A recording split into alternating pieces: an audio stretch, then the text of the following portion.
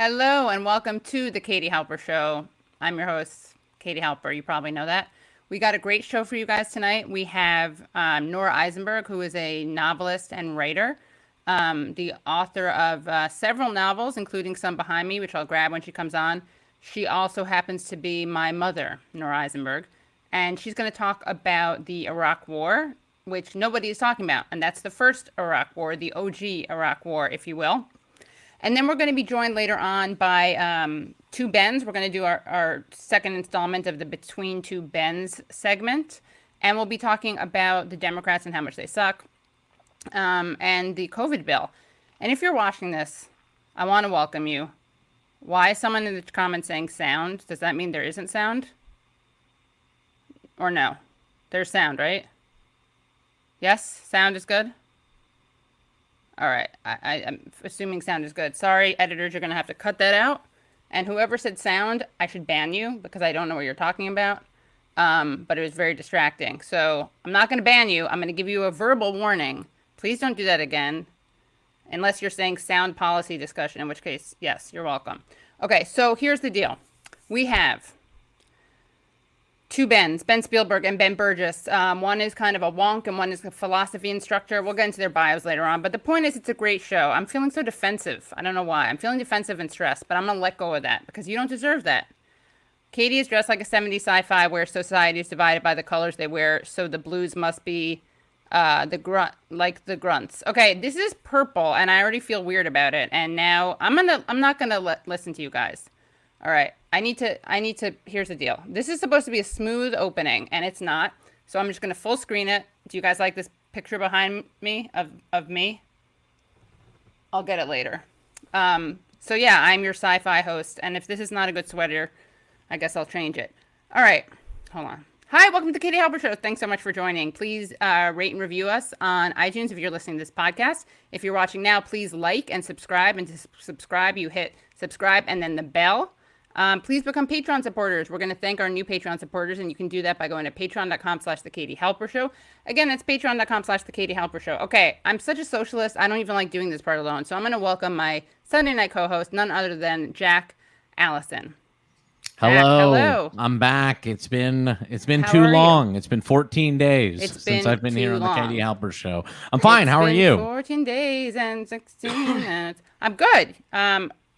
I'm good. Sometimes you get off to the wrong start, and I did that with this. Already before the show, you were not sure about this top. And then the first thing, is somebody complaining about the top. Asshole. And so, I think you're understandably thrown for a loop, about this top. Yes. I think the top is perfectly fine, in my opinion. And we know that Jack, not only does he wear a very particular black T-shirt. I truly am Bart Simpson. I could take out right now from my drawer the stack of exactly the same black shirt, just a stack of precisely the same shirt. And do you wear jeans, or what's the pants situation? I am a fully slob. Well, listen, Katie, I worked in television for a little while, and so in television, jeans are kind of it feels like the uniform or something. Like if I worked on Wall Street, I would never want to wear a suit again or something like that. So jeans, no, that to me feels like going to work. So I'm an adherent of slobcore. Okay. I was advocating for slobcore long before all of this coronavirus made everybody into a slobcore person. Yeah. And so I wear sweat shorts or sweatpants, and typically Crocs. Typically, Crocs. I wear Crocs in the summer. Wear Crocs. Right now, it's been a little bit colder, so I wear my Crocs with fur lining. But I have a selection of various Crocs that I do too. I have very pretty pumps that are Crocs that you can't tell are Crocs. Kate has Crocs that are kind of similarly, style Crocs. Style Crocs. Yeah. I have, like I said, I have the fur lined ones, and I also have the more the fur lined ones. Are you wearing? Right here. Let's see. Here's these. They're fur lined, but they're still Crocs. They're still Crocs, but they have no. They're these are Uggs Crocs. That's that's how Californians going do on the inside. Right. Yeah. Truly. That's it's like your parka. I'm like, It's it's getting a equivalent to little parka. cold. It's 61 degrees out, so Yeah. I have to get the fur-lined Crocs on. Better zip up my feet, zip up my shoes. Yeah, that's great. And how was your week? Oh wait, announcement, guys, first. And also, before coming full circle, we were talking about Jack's sense of style. Remember, he did inspire. Who was it? Ella. Oh, Ella Emhoff. Ella Emhoff. You know, I this morning I woke up yesterday, I think, and my hair was extra curly, and I had my glasses on, and I really was struck by how much Ella Emhoff stole my look. I know. I think really... call me Smella Emhoff. You know, yeah, call like me that. Smella Emhoff. Yeah, that really as the embraces slobcore, yeah, slobcore Ella Emhoff. Yeah, I like that. Well, I want to make an announcement. So what I'm saying is that I got a badge of approval from Jack. Very good black T-shirt, very good fur-lined Crocs, and inspiration and the muse of Ella Imhoff. That's true. That's Allison. true. And want to just say that I got to talk about another show I'm part of. You guys may have heard of it, Useful Idiots. Useful Idiots has decided to we are consciously uncoupling from Rolling Stone.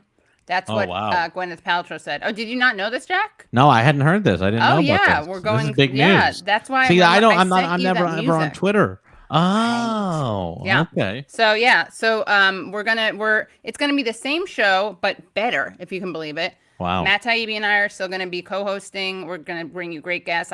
We never like to say who the guest is. So, but trust me, you're gonna like this week's guest. And it's just gonna be that much better because we're going rogue. So sky's the limit. The world is our oyster. And we're also going, you can find us on usefulidiots.substack.com. Again, that's usefulidiots.substack.com. Later on in the show, I'll write it out. And you'll be able to, you know how I have Patreon only content, but I'm not an asshole who puts everything behind a paywall. So I don't approve of that, especially during COVID time. Come on, guys. Wow. I don't do that. But we're not doing that either, but we're going to give additional content for paying subscribers on Substack. Oh, cool. Cool, right? Yeah, that's great. So, yeah. So thanks, guys, and come on over to the next frontier of Useful Idiots. And improved. The new and improved, new and improved Useful Idiots. It's Useful Idiots 2.0. Wow. 2.0, yeah.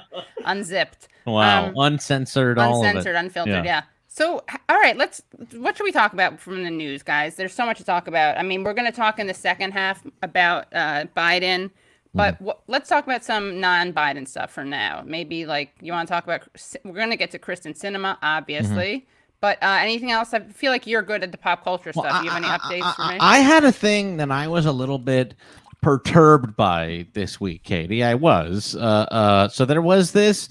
This really was a big deal on Twitter. And I have I have a bone to pick, I think, with maybe how people reacted with this. So if I can just share, of course, an application window and thank here. you, Louise Brooks, for Go Free Range, Katie. Good for you and Matt.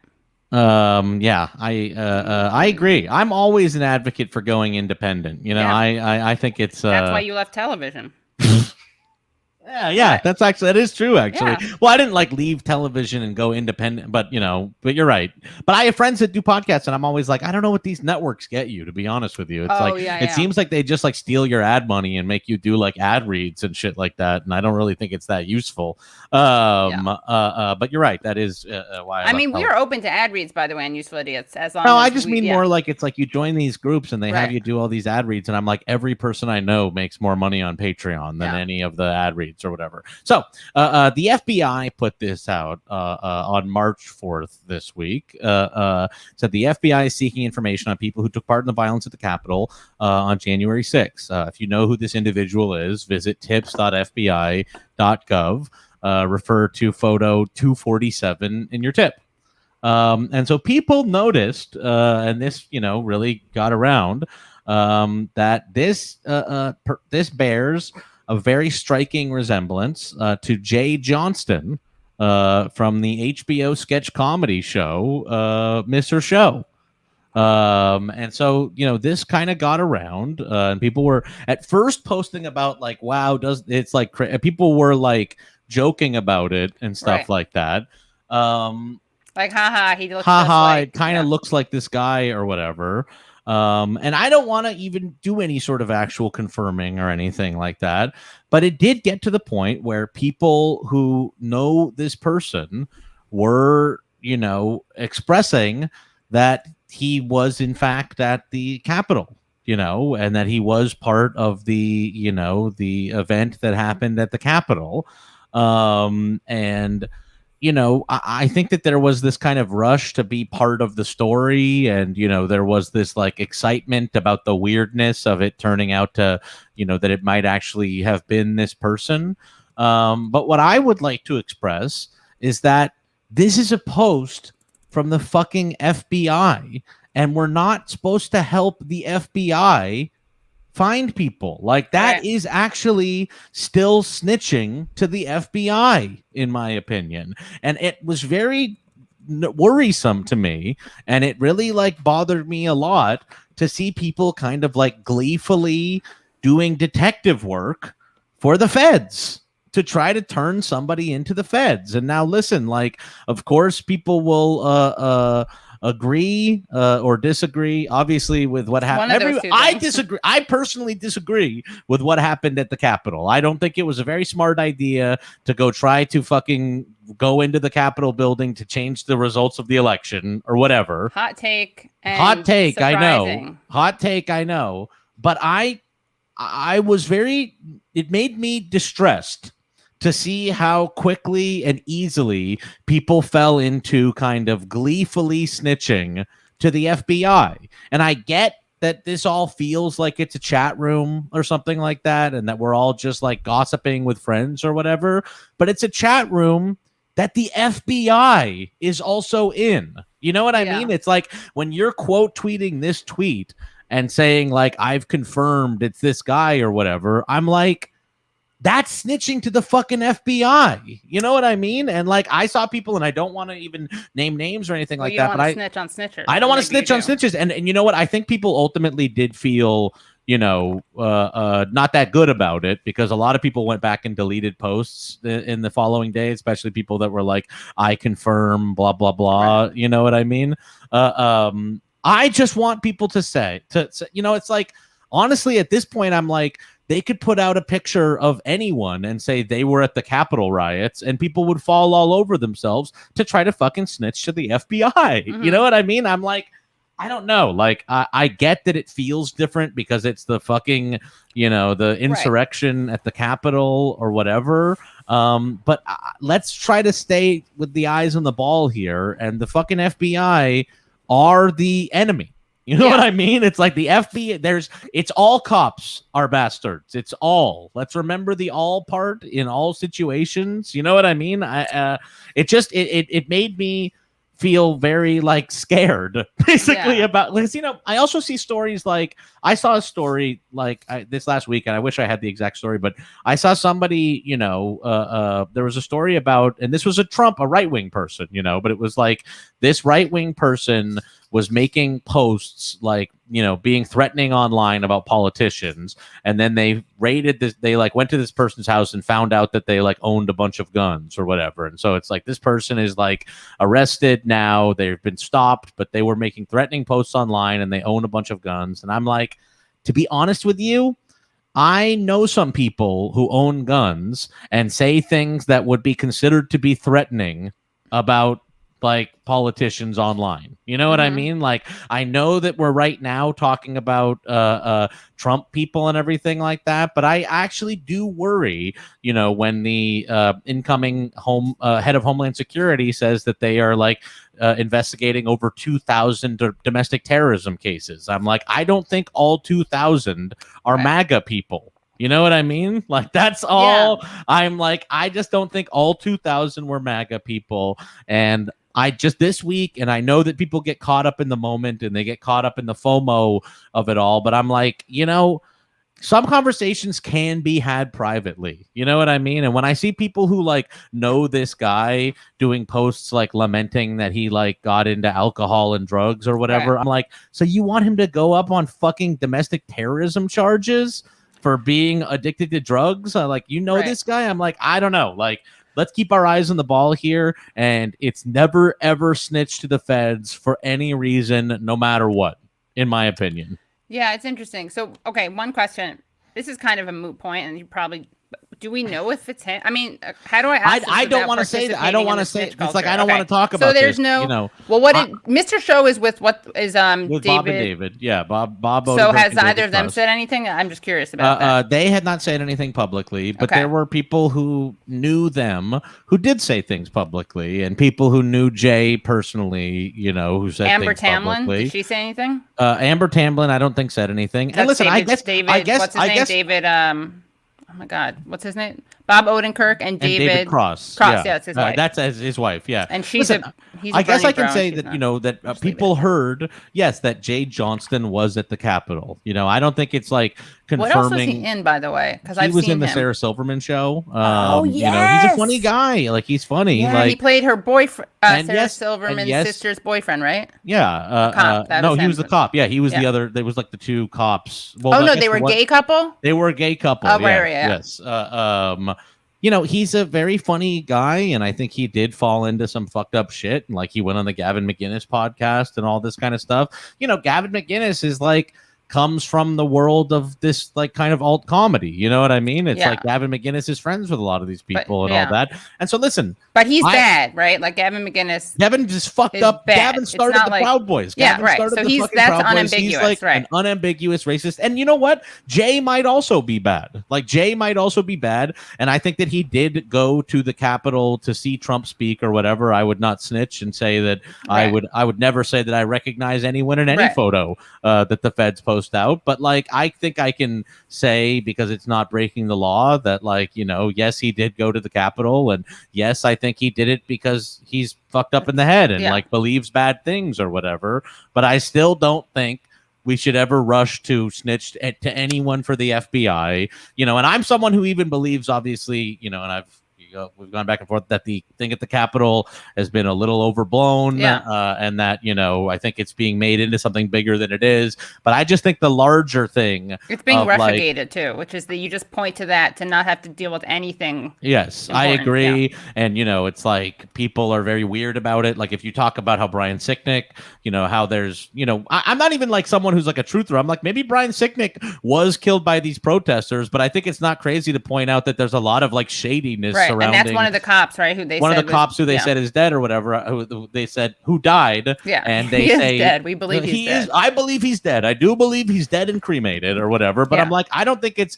Like, I don't think it's crazy to point out that there's a lot of weirdness surrounding that particular death, and that there was the causes of death, right? There was something announced about the cause of death that has now been taken back, and that they've like never really announced a cause of death. And also there hasn't ever been like a press conference about it the way you would typically have about something like this, where there are like questions asked and stuff like that. Like, this is not me being like, no one was killed at the Capitol and those people are like nonviolent. It's not crazy to say like, no, but there is weirdness surrounding the events of that day. You know what I mean? Yes.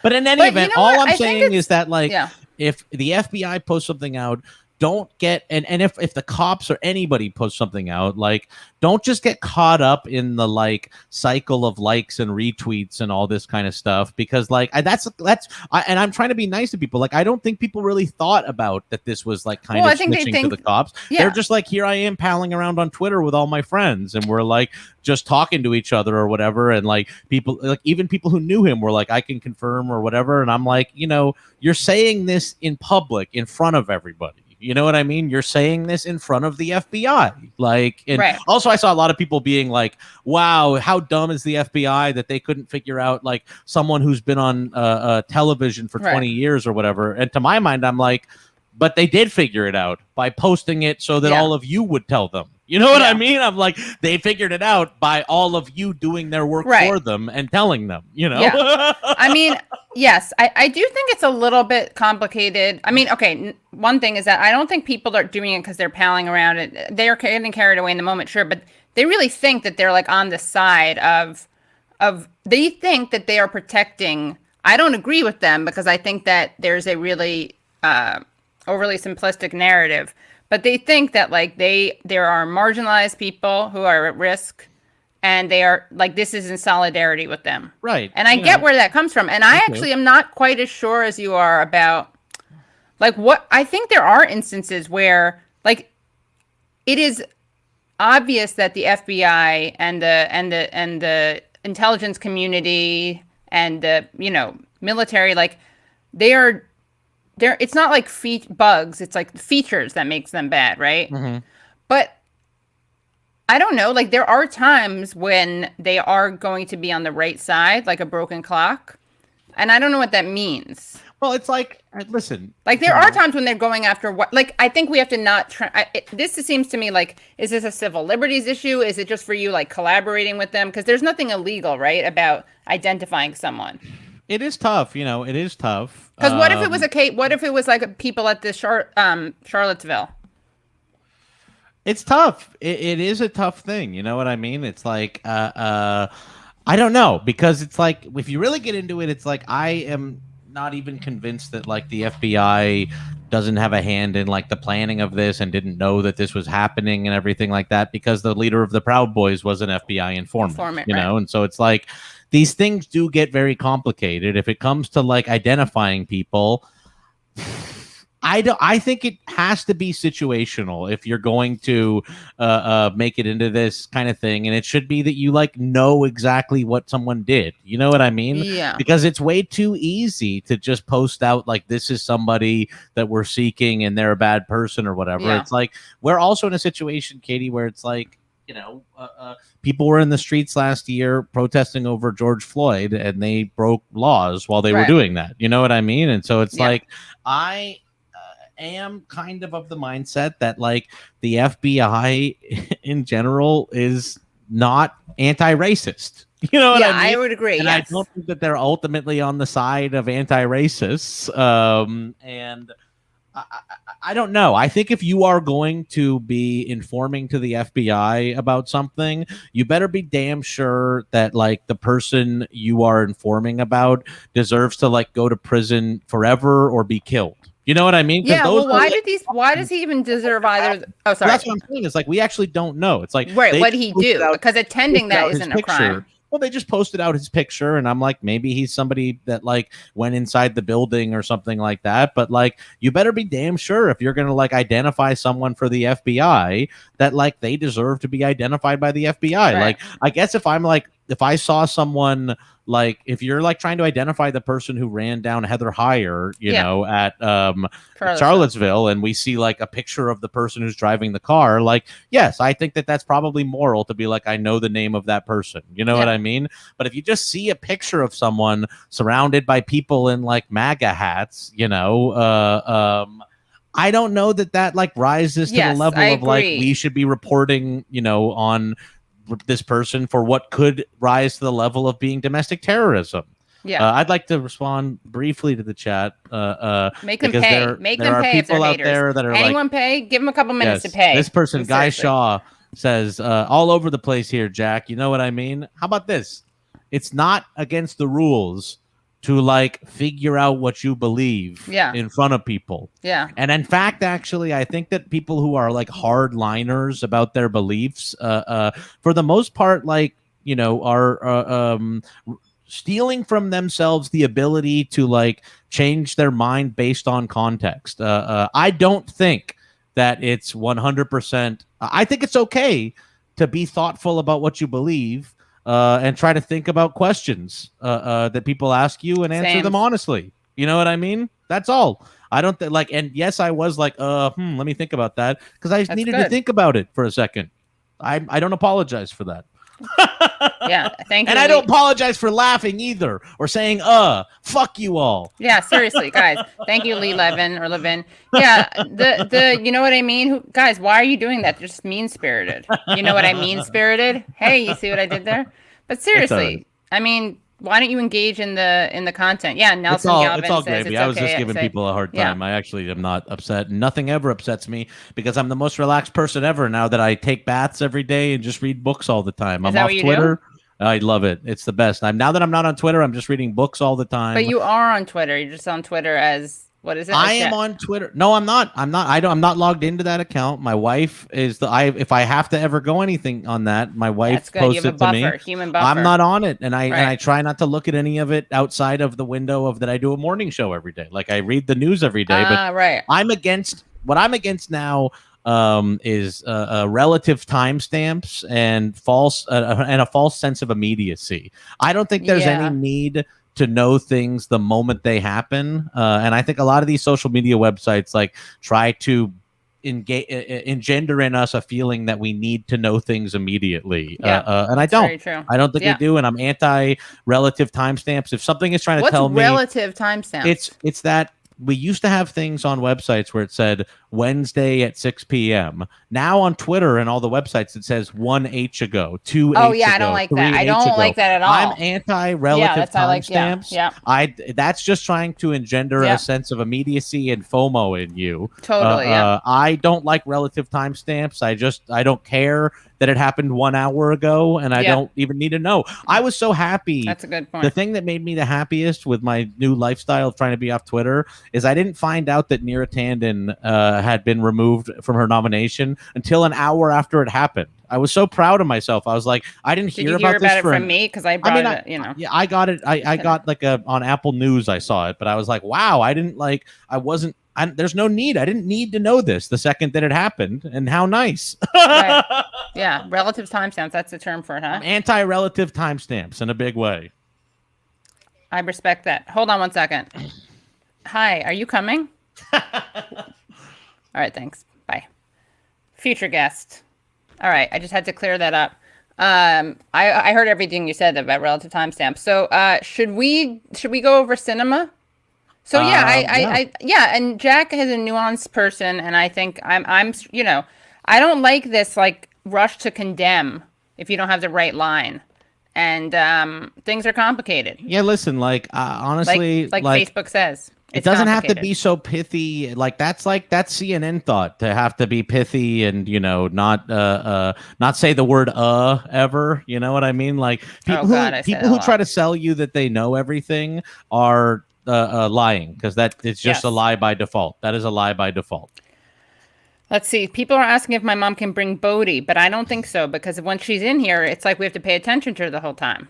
We need we need a Bodhi sitter to bring her in, bring her out, I put that in there, but if it's okay, Mom, let me tell her, Mom, let me just call her again. Okay, guys? By the way, I have my mom saved as Jen Psaki with her picture because I was trying to do something. So people, you're on speaker. People have requested that you bring Bodhi, and I texted you that, but people wanted you to bring Bodhi, but that's too hard, right? No, I can bring her. Okay, bye. There you go. Here's something. By the way, look at this. This is my mom. Wait. Oh, you have Jen. I was trying to do like an experiment when I was the Psaki bomb herself. Yeah, Psaki bomb. Yeah. There's a chat here I wanted to just bring up for 1 second, because it is a good point actually.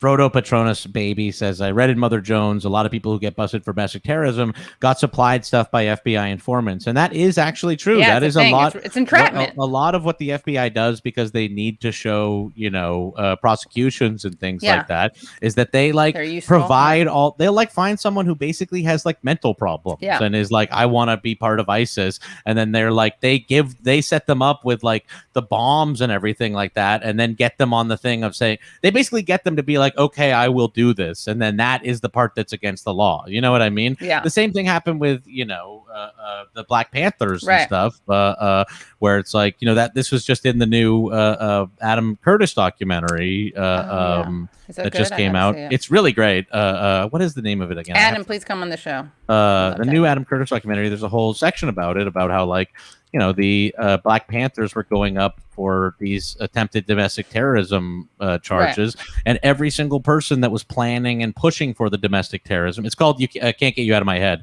but every single person in the Black Panthers who was pushing for it turned out to be an informant. So the people who were most which by the way, be careful with all to be careful in left spaces. Yes. These things can come back to haunt you, to bite you in the ass. Yeah. Yes. Diet Tuna Soda says Candace Owens and Dave Rubin combined forces to attack Marianne Williamson. When was that? Oh, really? Well, they'll be foolish to do that. They'll be have, foolish because we're going to open up bad a can vibes. They will have bad, dark psychic forces. But forces for Marianne a very Williamson, long time. friend of the show. She's been on, and people don't take her seriously at their own. What's the expression? Peril. That's true. They really do. Actually, I truly I am someone who was kind of, would do the typical thing where you make fun of Marianne Williamson. But after talking to Marianne and watching her speak and everything like that, I'm like, this is a very serious person who's smart and gets it. Really, really gets it. Yeah, and she studied she's read her Marx. I mean, and then. Yeah, we got to have her on. But Phil said something great, and I don't know where it is, but Phil had a great comment about you, Jack. He always comes. He always drops. Phil is a nice guy. Bombs. Yeah. About me. Yeah. I want to have Reverend Barber on the show. Hold on. Where is it? Okay, that's not it. Where is it? It says Katie. Katie, get Rev Barber on the show if you can. I've reached out. I invite. I'm Dr. William Barber, please come on the show. We were on the Nation cruise together. That counts for something. And I emailed your person, and we had a little back and forth. And now the ball's in her court. That's all I'm going to say. I'm not telling tales out of school, right? I don't think so. That sounded like I didn't name her. That sounded like an absolutely normal school tale to me. I mean, I think that I was doing WWJD. What would Jesus do? And he would want me to call on the righteous among us. Mm-hmm. And who is more righteous than Dr. Reverend William Barber? Can't think of one. You can't think of one. I mean, the guy is so righteous that I don't care that he didn't endorse Bernie Sanders. That's all in the past. What the hell? It's all in the past, yeah. What the hell are you going to do? I don't totally get the staying out of... I guess I do get it. Staying out of the primaries, but not the generals. I don't totally get it, though. But I'm going to stay out of all of it from now on. Yeah, you know what? No more predictions. No more predictions. No, none of that, yeah. Well, I don't know if that's a prediction. No. Endorsement is different than a prediction. Yeah. Yes. But no more, no. I mean, Jesse Jackson, that was a couple weeks earlier, maybe. We're going to have to look into this. Someone just put out a report that's about the media bias, but I think it looks at how that influenced things or could have influenced things. Anyway, we're going to look into that another time. Okay, guys, Mysterious Jimmy. Useful Idiots. Sorry, I wasn't clear. Useful Idiots Useful Idiots will definitely be on YouTube and everywhere you get your podcasts, okay? If anyone wants to throw out some logos, we're happy to take them into consideration. But yeah, we are experimenting with logos. And let's talk. Yeah, you like my nails? It's nice, right? Should I read the name of it? Here, I won't read the name until they sponsor me. Opie, someone whose brand name rhymes with Schmopey. Look, this actually really goes well with this. Wow. Susie and the Arctic Fox. I don't get that. Usually they have clever names, but they have themes. They have I can't think of it now. All right, whatever. This would have been a great story if I had a single reference to make. But they do have themes. Someone watching, look up the different Opie colors, and you'll see it's like taupeless bathing. Like instead of topless, it's taupe or something. Okay. But they all go. It would all be I don't know, water themed. Anyway, Mexico City Movement is one of them. Oh, exactly. And so, do they have a Mexico line or rated PG? But the P is PEA, the color the green of P. color. Yeah, you see. Yeah. This is all under the St. Patrick's Day greens section. That's on the right. website. So they have right, exactly. Yeah. Yes. Yeah. Oh, yeah. So OPI. I didn't know anything about Opie. I know nothing about Opie. By the way, Useful Idiots logo should be by Ralph Steadman. I mean, that would be, that would be great. Ralph Steadman did all the artwork for Hunter Thompson's work. That would be very appropriate, yeah. All right, we're going to talk about the Iraq War. Guys, stop being rude. The person is coming on to talk about it, okay?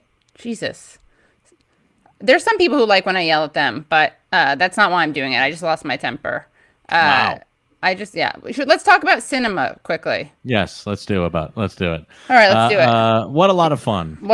You guys know who Cinema is? Kirsten Sinema, that is the the senator from Arizona, who dresses and wears a lot of fun stuff. She was just a couple weeks ago, she wore a shirt that said, Dangerous Creature. You know that she wore when I have Creature no or idea. preacher? Creature, like CER. Okay. And actually, maybe I'll play this video because this is absolutely completely epic.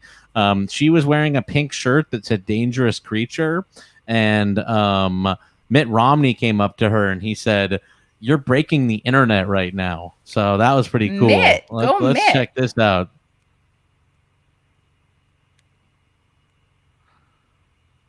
He says, "You're breaking the internet right now." Wait, can we hear him saying it? I Or don't think. I think previewing it? my thing doesn't work when I do it. Oh, Remember, the man. sound never works. But you have to click when you go play Chrome. It says play audio. There's a box that you have to check. Oh, I can do it if you put it in. I'll send you the link or to maybe it here. okay. Or maybe sorry Nick or about Brad that. or I should have sent this ahead of time, okay. but yes, he did say you're breaking the internet. Here's the picture actually of the shirt she was wearing that says "Dangerous Creature" on it. She is a dangerous creature, as we'll see soon. She's got two. Her hand is with the bandaged. I have no idea. Her hand is completely bandaged, like she's the Invisible Man or something like that. Yeah.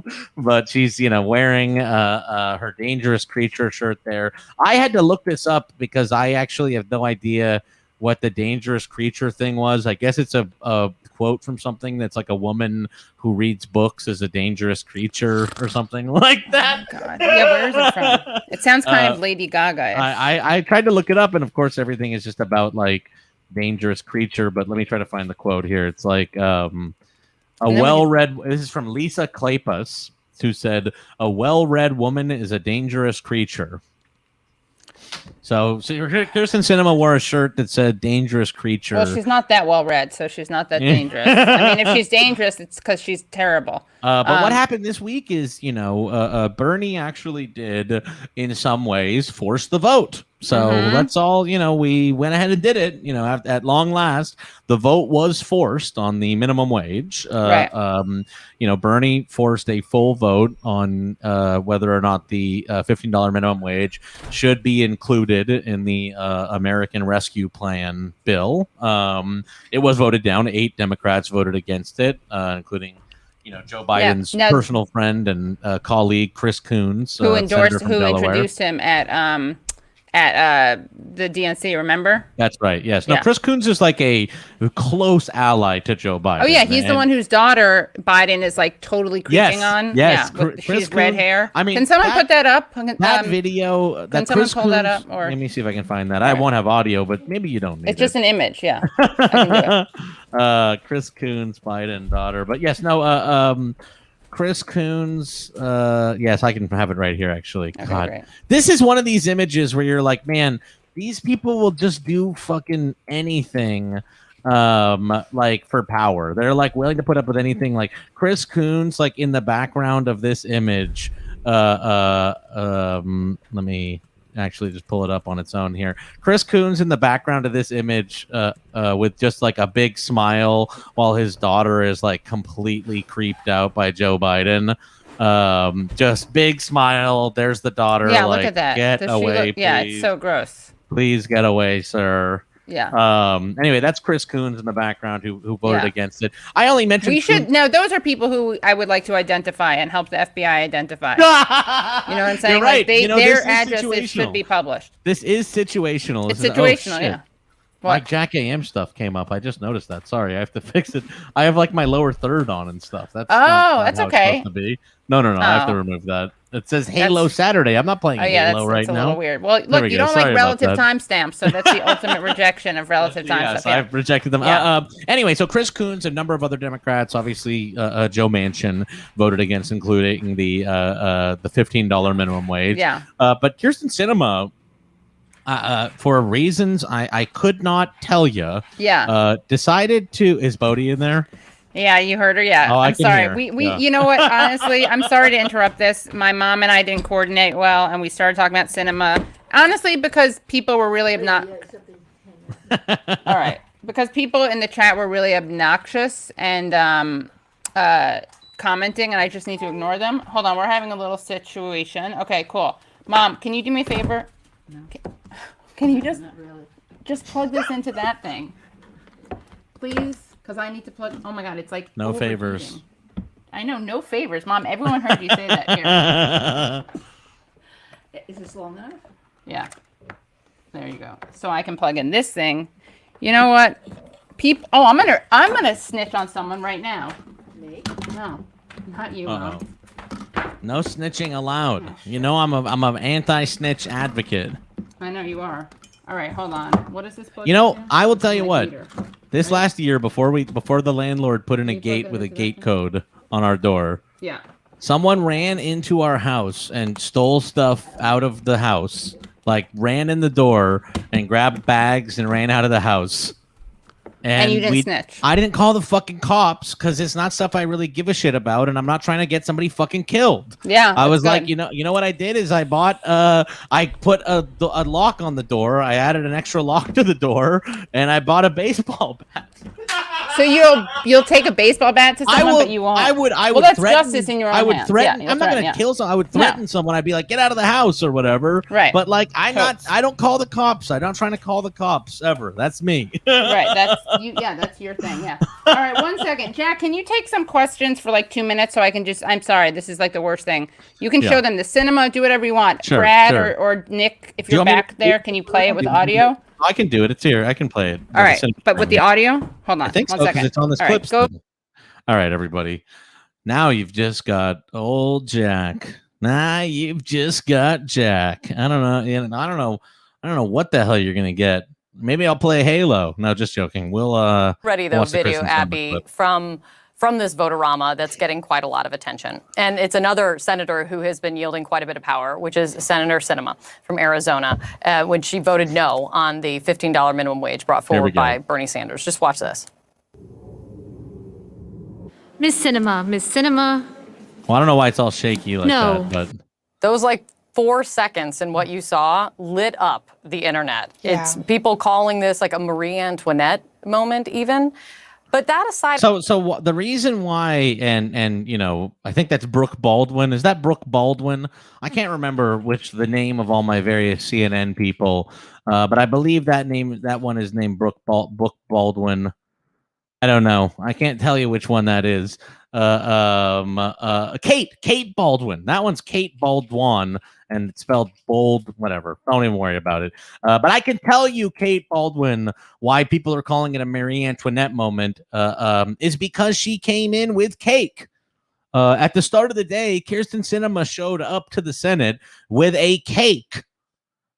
She says it was for, you know, the people, the interns and employees who were forced to stay there overnight as the bill was being read aloud. But this is not like people are just making a completely random reference to Marie Antoinette. It's because she literally brought a cake for people to eat before she voted down the minimum wage increase, like, by doing a curtsy. But anyway, let's continue. I mean, how smart politically is it for a Democratic senator voting against a minimum wage increase and in this way? Yeah, I mean, first of all, I'm not sure it's entirely fair to assume that she was being flippant by doing that. I mean, if you know Senator Sinema, right, she's a colorful personality. So that's kind of how she operates. But beyond that, I also think that, look, the moderate Democrats are making a calculation that they can engage on this issue down the road separately and perhaps for a lower degree, a lower level, less than $15. And so they don't want to deal with this in the COVID bill. And I kind of take them at their word on that. I love this, by the way. I love this. Hold on a second here. Let me pull up. Just let's get it straight here. Let's get it straight with the actual fact checkers over at Snopes. You know, Snopes, the famously completely neutral Snopes. Let's go ahead and put up Snopes here for just a moment as I share my screen. Look at this. Did Kyrsten Sinema bring cake to the Senate and vote against raising the minimum wage? Rating. Mixture. Okay. What's true? Sinema voted no on including a federal minimum wage increase in a $1.9 trillion COVID-19 relief package. She also brought cake. Okay, so I don't know what to tell you. What's the mixture? What is the mixture rating about?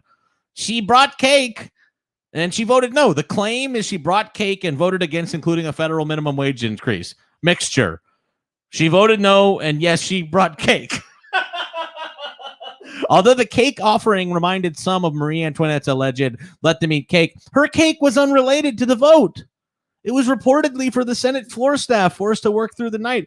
Well, I don't know what the fucking mixture is, to be honest with you, because she brought cake and then voted no. But anyway, let's continue here. It's not just a moderate Democratic position. There are a lot of moderate Republicans who are willing to do that. So that's certainly the case. I get that progressives, however, feel like this is the train that is moving out of the station. It should be in it right now. And that is why you're going to see a lot of anger directed at Sinema and Manchin and those others, the 6 others, Democrats who voted against this amendment today, because from a principle perspective, this is the train that's leaving the station, and progressives think that the minimum wage should be on it. Okay, well, you know, I do think it's a little strange of CNN to say, like, I don't know why people are making these Marie Antoinette references when, what the reason why people made the reference is that she brought cake. Anyway, let's watch this other clip about Kyrsten Sinema. Here is the I think this is great, actually. So watch closely. There's Kyrsten Sinema coming in. We see her in her distinctive Kill La Kill outfit, looking like directly out of an anime, directly out of Persona or something like that. There's Kyrsten Sinema walking. Now watch what she does. That's Mitch McConnell right there with the white hair standing. Good old Moscow Mitch, as they would like to call him. Watch what she does before she walks up to do her weird curtsy, voting no on the minimum wage. Gets Mitch McConnell's attention, taps him on the back, says, "Watch this." He doesn't, Miss hilariously. Miss Sinema. And she gives a little No. curtsy with her no. So not only, like, for some weird reason, she has decided to tap him on the back and get his attention so that she can do her little dance no. And hilariously, and you have to hand it to Moscow Mitch for this one, he doesn't even look. I mean, it's very sad the day that you have to hand it to Moscow Mitch. I'm just joking. Well, you have to hand it to Mitch McConnell, but I actually do have to hand it to him today because he doesn't look. He just continues his little conversation. Let's watch again. There she is. Hello. Taps him on the back, like says, like, watch this or whatever. Does a big hilarious Miss curtsy Sinema. no Miss Sinema. with her Lululemon bag. No. I think it's nearly $100 of Lululemon bag right there. Anyway, Katie, are you ready to come back on? Or should I put you? Are you ready now? This is your show. We're ready. Katie, are you ready? Oh, you're ready. Okay, Yes, good. hi. Oh, you don't have to go anywhere, Jack. No, I Okay, just want to be on the great. right side of the screen. Sorry, Right? that light, Mom, the light behind us is not good. Okay. She wanted some more light. I'll just hold my phone. Here, you want to go No, shut it's it off? okay. Yeah, I'll shut it off. All right. Sorry. It's there, that's much better, right? Should we lower it? Women look at themselves on camera. That's why. Oh, I we're both think. wearing turtlenecks. Oh wow, it's a great. I think you both are See, looking it's too fish. Here, an Mom. appropriate amount of saying this way, you can- fine. Oh, you have to move over a little. I can't. Our chairs are. Watch out. Okay. All right. Now you get why I get in such a bad mood when I'm Oh, here. yeah, it's really horrible. Now we look like congenital. What are they called? Conjoined twins. Anyway, hi everyone. Welcome Mommy, back. okay? Do you want to do anything off screen? Now that you see yourself. No, I feel like I know you. You're gonna be like, I'm not wearing enough lipstick. No, that's All right, okay. you look How about great. letting my clips down? Yeah, sure. All right, Mom. Okay, All right, this there is you my go. mom, Nora Eisenberg. Okay. Hi, let me fix Hi. my hair like You see, Katie I does. knew. Yeah, It comes like from, Katie does. Yeah. This is weird. Why is it weird?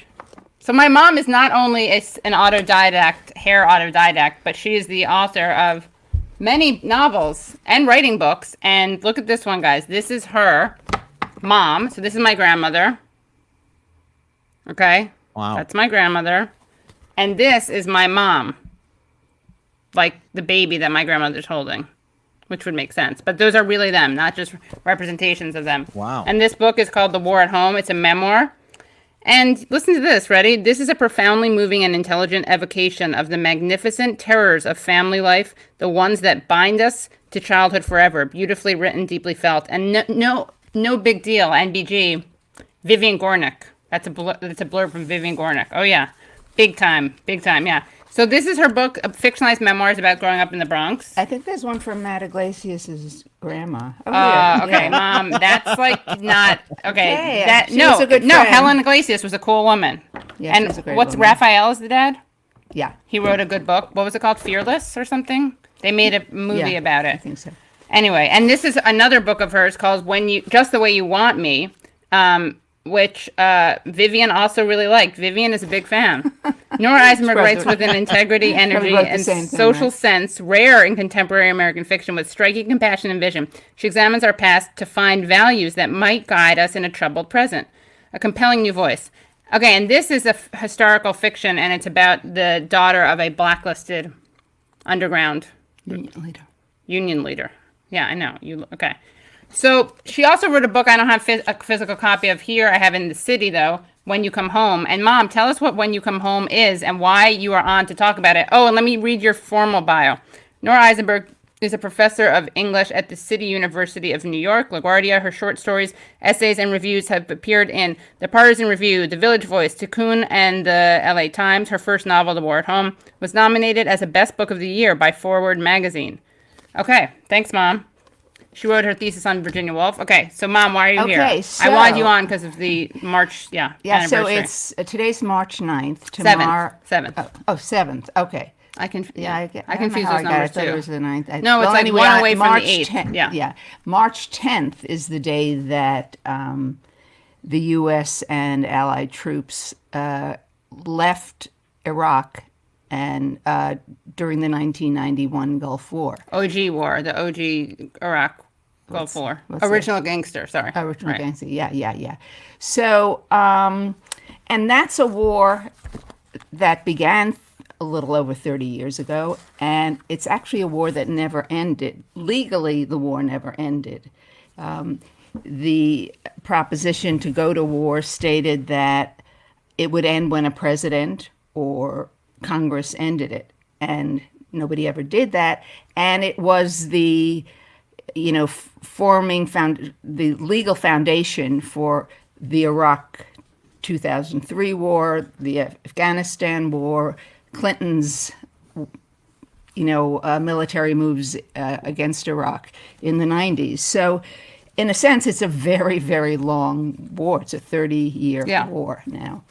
And what's particularly infuriating about this war? Yeah, my mom is about this war the way I am about Neera Tanden. She's about Gulf War syndrome the way I'm. Wait, sorry. You have am Neera I? Tanden If I want to syndrome. if I want to center us more, do I move this way? Yeah. The way that you're pointing now, yes. Okay, so here, Mom, move this way. Yeah, I know. It's backwards. It's all annoying. Okay, Yeah. great. Okay, I'm better. I want you to be less fish-eyed lens. Okay. So, do you want to ask me questions? Should Yeah, I I want to myself ask the you. No, questions? I Let's asked you a hear it, question. All right, Okay. here. I have questions for her. All right, ready? So, Mom, how did you get interested in the Iraq War in the first place? Well, I was interested in stopping it, and so were you. We went to a huge demonstration in Central Park the summer before the war, and it was an extremely unpopular war then, and there was incredible... Wait, 1 or 2? One. Okay. Gulf War, Yeah. the 91 Gulf War. That's all we're going to talk about. Right. No, because I went to rallies Oh, for yeah, both. we- That's why. right. Because we're consistent. We're morally consistent, much like Jack is. Hey, I'm nothing if not consistent.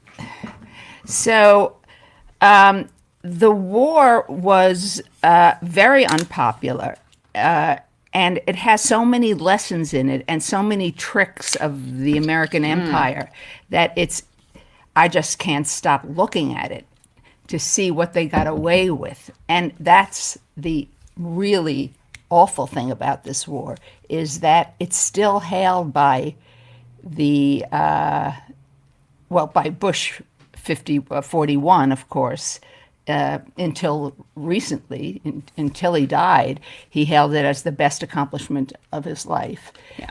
And the New York Times, when he died, and the Washington Post just praised the war, of course, as his greatest achievement, and right, because it was the good one, right? Yeah, like the second Iraq War was bad, but that one was a good one. Yeah, that's the standard for good wars, and because it lasted 43 days, and 148 people died, a third from friendly fire. Do these stay in? Yeah, they should. Okay, so but it was from start to finish horrendous and bogus. So and when you say lessons, can you talk about some of the lessons that are still relevant today when it comes to manufacturing consent? Right. Well, what happened is it was an unpopular war, but they had been looking for this war very much the way they had been looking for the Iraq 2003 invasion and occupation. We know that the project for the New American Century was in Cheney's drawer, right, and ready to go. This was a war that was ready to go as well, because we came on the heels of the Iraq-Iran 8-year war, and coming out of that, we really wanted to, the State Department and military really wanted to destroy Iraq. And so they were looking for the rationale. And find the rationale, as Joe Biden said, about destroying raves. So what they found was the invasion of Kuwait, right? The annexation of Kuwait. So that is interesting, first of all, because we signaled that it would be fine to go in. And for them to go into Kuwait. For them to go into Kuwait. He came out of the war, Saddam, and Iraq was really struggling economically, and the Kuwaitis were siphoning oil off from the Iraqi oil fields. They're very connected. They are really basically the same country, and it was just an imperial, British arrangement that it became the something of Kuwait, right? The royal city, country of Kuwait, territory. So anyway, he spoke to this April Glaspie, who was the Undersecretary of State for Iraq, and she spoke to James Baker, who was the Secretary of State, and told Baker what was going on, that he really, was hurting, and he wanted to get some of the oil back and make them pay. And everybody said it's an Arab issue. Arab on Arab. Right? Arab, A on A, yeah. And we would not. It's not in our interest. It's none of our business. And so she told that to Aziz, Tariq Aziz. Remember his big shot. Some guy who worked for sidekick, yeah. And a literal Saddamist. Literal Saddamist, yeah. And then they went in, but didn't she say it's a green light, or she? No, it's been called. It's been called the green light. She was taken away. They said she was, a terrible fool. She didn't know. She was a very seasoned diplomat.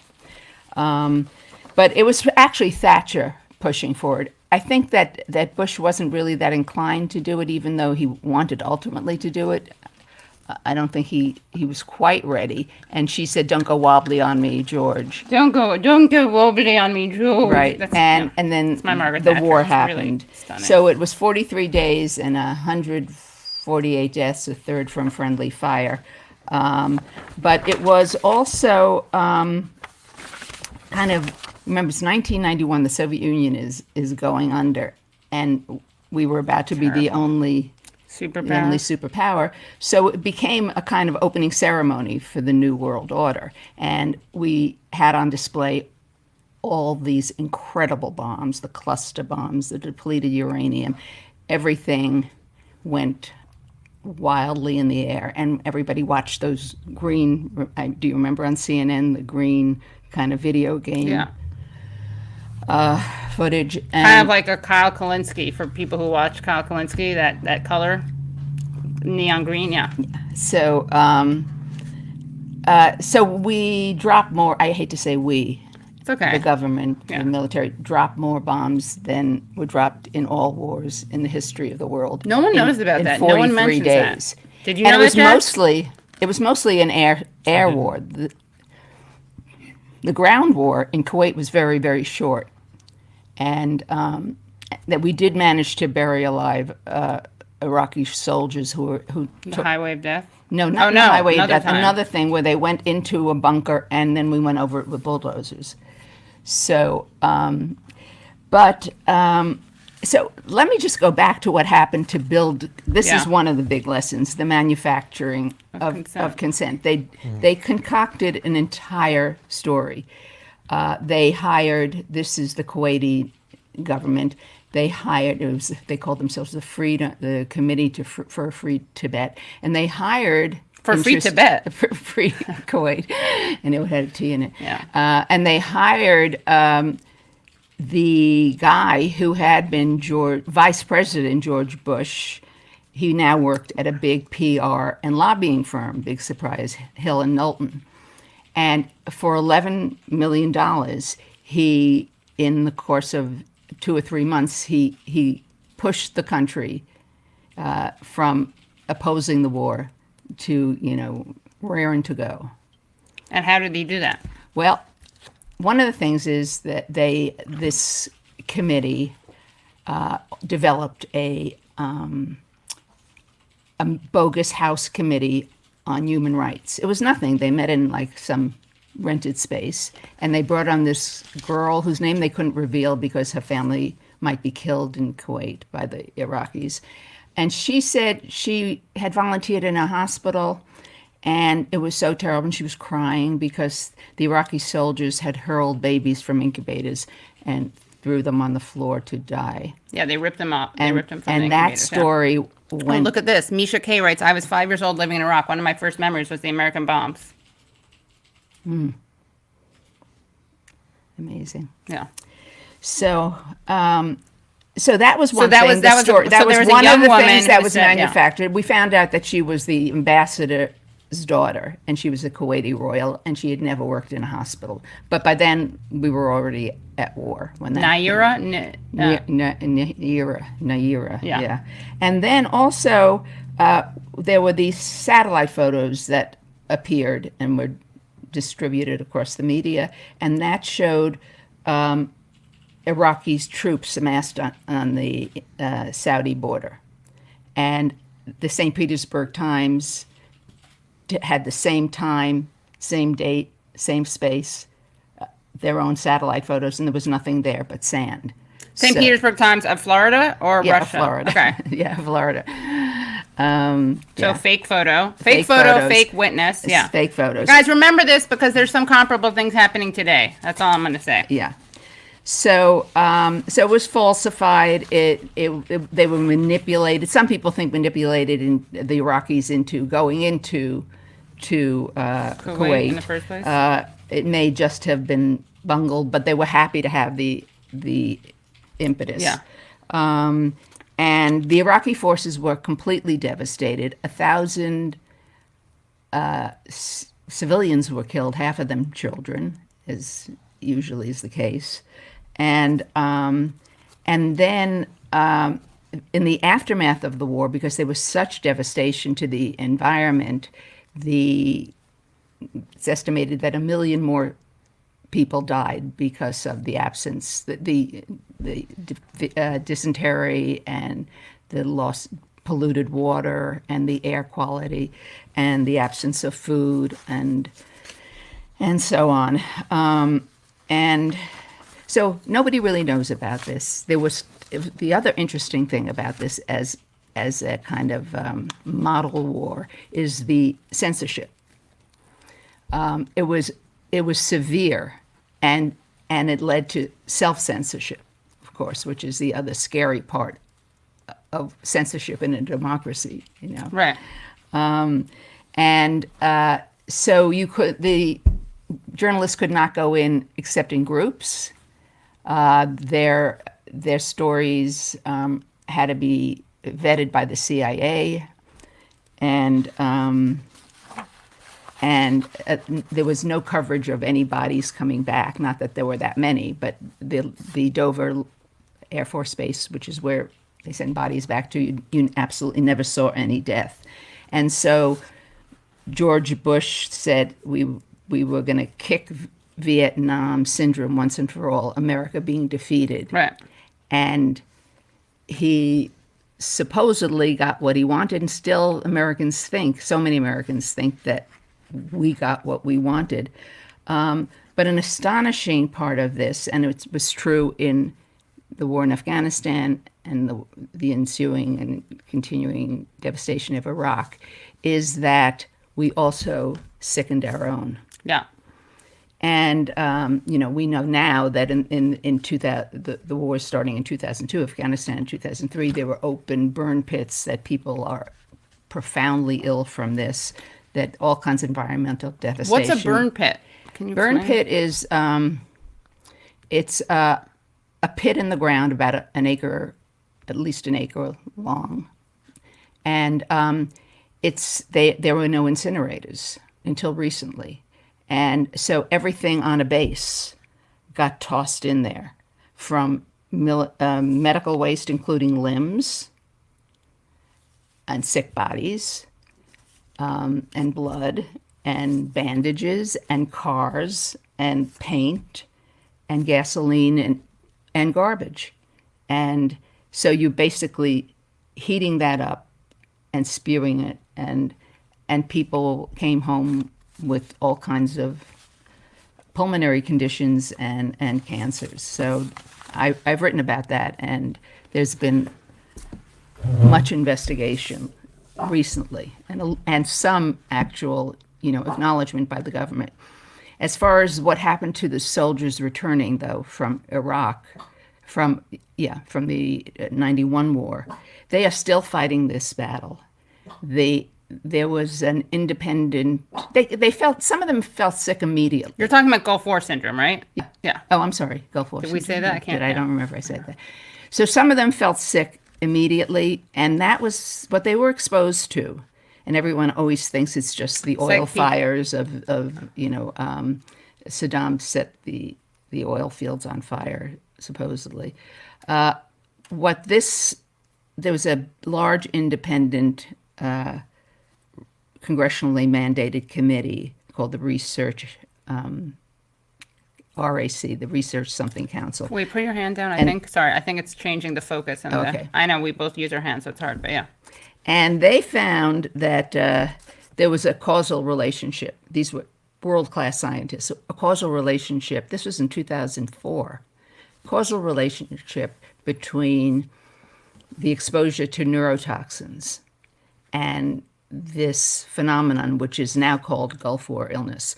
For years, it was called Gulf War syndrome, which is, not much, supposedly.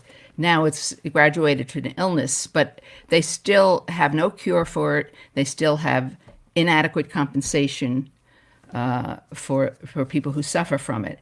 And what caused it were chemicals of a single class called anticholinergic agents. And these are powerful neurotoxins that can go through the blood-brain barrier that is a membrane there to protect the central nervous system from, I sound like a doctor's wife, right? Central nervous system from pathogens. But these can go through it. And so they were exposed. The three things that the committee pointed to were over dousing of insecticides. Small surprise, because of course Bayer and all these companies are behind it and they produce them. And you have the other side of the chemical of the farm company is the chemical company that does that sort of stuff. And sometimes some of them were the same company. And then there was an anti-nerve gas prophylactic pill that was experimental, and so not approved.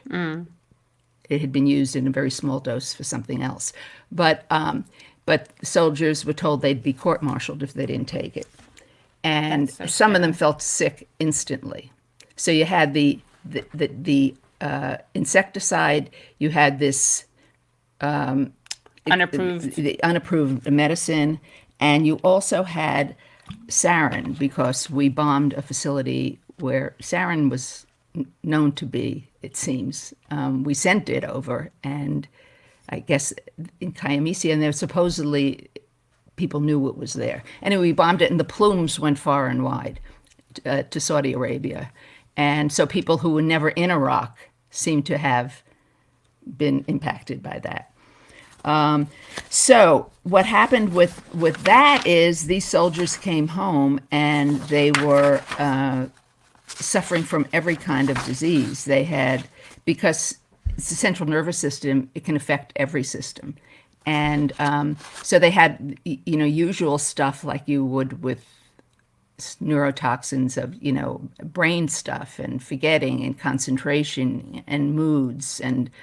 But they also had all kinds of kidney disorders and infertility and renal cancers and brain cancers and ALS and MS and kind of almost anything you can think of. And many of them just suffer from profound pain, also fibromyalgia. So, and there was an attempt, right, to dismiss these as like psychosomatic things, right? So, yeah. So since finally they accepted that PTSD was a disease from Vietnam, but now they pushed everything as PTSD. Right. And but I mean, that makes sense, because PTSD is not a physiological, it's physiological, but it's from a trauma, right? It's from Right. psychological Right, trauma. right, It's not right. like chemicals the way that this was. Yeah, right. But it also was from, some of the PTSD was also from some of the, like the Agent Orange stuff. It made people crazy too. Right. So, By the way, so can you show that comment again? Sorry, Nick. On the home front, Desert Storm was very popular. Topps even made trading cards. WWF's Hulk Hogan would wrestle Saddam lookalikes. No neg movies like Nam. No neg. like the No negative movies about it? Right, it's true. No. Wait. Three Kings. Was Three that Kings that was with great. George- Was that first? Yeah, Clooney. Was that the first go for or the It second was one? the It was. first. That was a pretty, yeah. That was an amazing film. It Yeah. didn't go anywhere. Yeah. So then not only did they get sick, but they came home and got their wives sick, the male soldiers, and it was predominantly male, and got their wives sick with something called burning semen. And then there was a large representation of birth defects, large manifestation of birth defects. And they were really horrendous, some of them, with, I can't remember what it's called. It has gold Like gold with far, terrible stuff. gold with far, like limbs in the wrong place, and the birth defects you're talking yeah, arms coming out of chests, and brain disease and heart valve disease, and at a higher level than a non-exposed population. So that was horrendous. But what's also amazing about this war, and underappreciated, and why it's so loved, is that it also was the birth of Al-Qaeda as we came to know it in 2001. Because, of course, bin Laden, who was a hero of the Saudis and Islam in the Afghanistan war with the Soviet Union. Right. So he came back, Mujahideen. a big hero, but they hadn't done any serious bombing or anything yet. So when we went into Saudi Arabia, we used that as the staging ground for the war, and that was really sullying the holiest sites of Islam. And he left. He was horrified. He was horrified by how many Iraqis had been murdered, how Iraq had been devastated. It was an outrage that infidels were coming in and destroying a Muslim state, Muslim lives. And so he left. He went into exile, and he went to Sudan, and he gathered his forces and trained his people, and he surfaced again. And when he surfaced in 96 and 98, I guess he was thrown out of Sudan. So the fatwa that he issued, let me just find it, because it's not. Oh, like his manifesto? We were talking about why we were talking about the other day, with Ron Nikalik, we were talking about how the how symbolic and important galvanizing the cause of Palestinians are. And it's like when you read Osama bin Laden's thing, where's the lie? When it comes to Palestinians, that's it. Not where's the lie in general, yeah.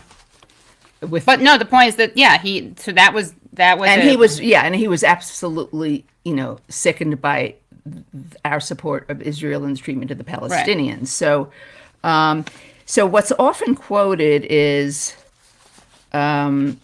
he says, and it starts with some very beautiful, flowing, but very kind of militant. I got canceled. Passage from the Quran, but then he says.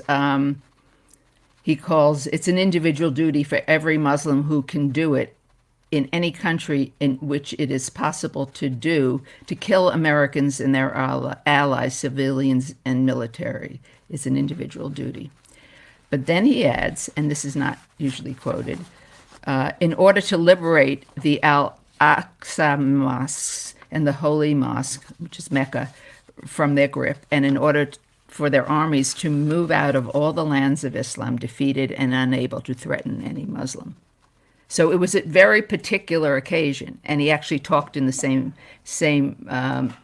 manifesto. I call it manifesto. I'll call it manifesto. The same Wawa. Come here, boo-boo.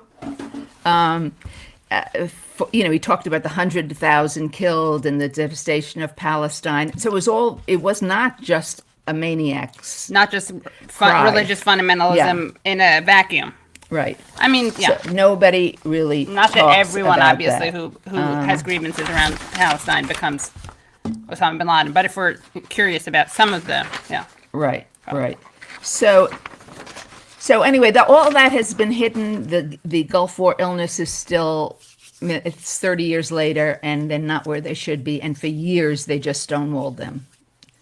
And, people were, of course, like so many vets, living on the street and mentally ill and also profoundly physically ill. I want to talk a little about the mental illness, though, because one of the things that's so horrible about this war, and again, doesn't get talked about, is the aftermath in terms of massacres, mass killings, and murderous intent. And it's hard to tease out the environmental stuff from the biological stuff, but we do have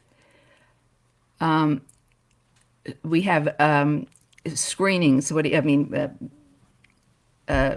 film of people's brains who committed these things. Like, do you remember the Beltway sniper? Yeah. What was his name? John Muhammad. Yeah. He had another name. His name was, what was his name? Let me try to pull it up. I can't remember. But anyway, John Allen Muhammad. John Allen Muhammad. Maybe his name was just John Allen. But anyway, he was normal. He was happy. His second wife wrote a book about him before she ran away from him because she was afraid for her life. But he went on the spree, and he kidnapped this young kid who now is spending life in prison. So awful. Who did nothing but be kidnapped, But you have these righteous people in government saying, that's just no excuse. Right. Do you feel like the quickness of how sort of quick the ground war was in the Gulf War? Do you feel like that sort of like influenced the the belief in the second Iraq War that we were just going to do this shock and awe and be in and out of there? Yeah, it was definitely the prelude. I mean, they were trying out everything and showing you how war could be done. Right. It's also the beginning of that kind of video game. I mean, it really was a shift in every way in military culture and in mass culture. And it made it easier, right? I mean, there was less skepticism. Not that we're a very war skeptical country, but it made people less skeptical maybe than they would have otherwise been because it was like a part two.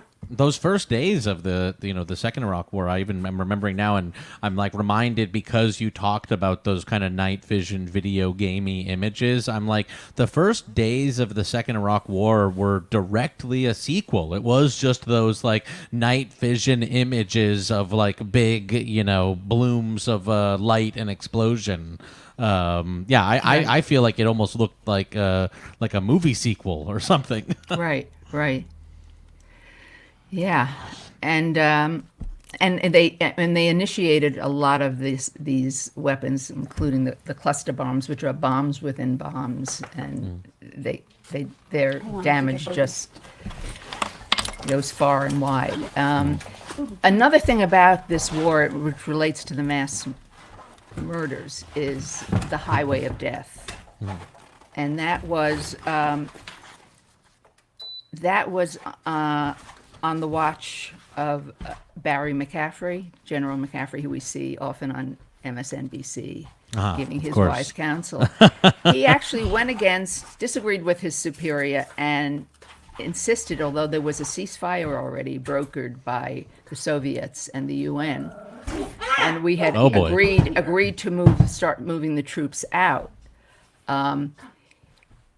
And the troops were moving out. I mean, the Iraqis had agreed to move the troops out, and the troops were moving out when McCaffrey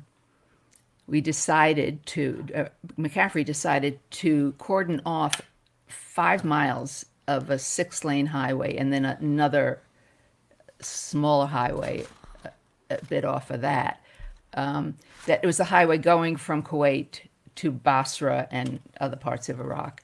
And the Iraqis, this was the Iraqi army, Republican army, their tanks had their guns reversed, so they were clearly surrendered. And they blocked it off, the disabled vehicles in the front and in the back, and for 10 hours straight, they just bombed them. Oh my God. And that was a horrendous image. That was the 26th and 27th of February in 91, and then Bush, quickly agreed to formally end the war. And on March 10th, this week, it will be 30 years that we actually began to move the troops out, but they never really left. Right. Because they and like you said, we never ended the war officially, right? In the eyes of Congress and all that. No, yeah, and we never took our troops out. Right. The troops remained in Saudi Arabia, sullying the Holy Land and using it as an opportunity to do whatever needed to be done. Wow. In the area. So that was, and there was a lot of, bad feeling among the Arabs about them doing that. But there were other mass. But let me talk about Timothy McVeigh, a very sweet boy. Wait, by the way, Mom, I want to know let me talk about Timothy McVeigh, a very sweet boy. A very sweet boy. You should That's write my that next as a book. novel. Yeah, but That's my next book. This, Timothy guys, McVeigh. everyone, she would never do this, but everyone go on, where should they buy it? I don't want to push Amazon. I don't know, Barnes and Noble. There was a time when that was bad too. Nora Eisenberg's books. Make sure you get this one, and make sure you buy When You Come Home, which is about Gulf War syndrome. It's about 3 generations of war and PTSD, and one of them, it's Vietnam and Gulf War. Right. Let me just make sure It is. I realize in my writing and in our experience generally how big war features. I mean, I'm pre-war. I'm a post-war kid. It's baby boomer. Yeah. Well, Aren't no, you but I'm literally talking that? about the word war. Yeah, everything is. So much in our lives is identified Right, even by where architecture, we are. right? Pre-war, post-war. Everything is yeah. pre-war, post-war. Yeah, that kind of stuff. But so Timothy McVeigh, a very nice boy. He was very gentle, supposedly.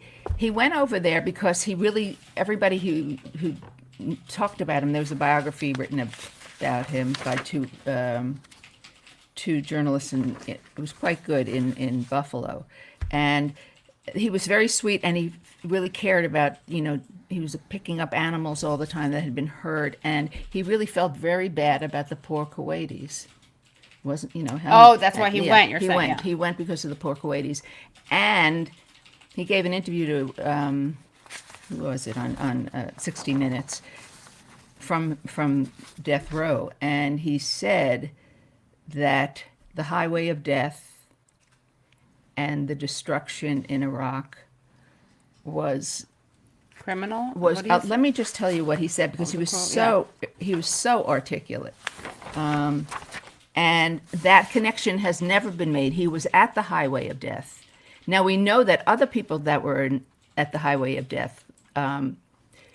This one guy named Lewis Jones. They have scans of his brain, and they show it. I have to get Bodhi. Sorry. Okay. You have to grab her. She won't. She won't Anyway, let me pick her up. he did. Hold on, I He did think these she's eating terrible lotion. murders. And then there was John Muhammad, and they both had really abnormal brains, and they'd both been exposed, one to the highway of death and one to the sarin exposure, sarin plumes. But Timothy McVeigh, I call him Tim, he said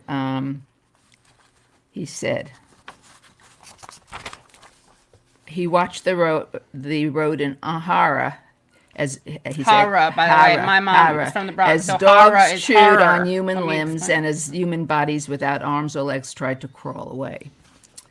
He said that, or the journalist? That was a Paraphrasing? paraphrase. Yeah, he found himself thinking when he was after the highway of death. I'm in this person's country. What right did I have to come over to this country and kill him? How did he ever transgress against me? He said that. Yeah. He said not only is Saddam evil, all Iraqis are evil, but quickly it was.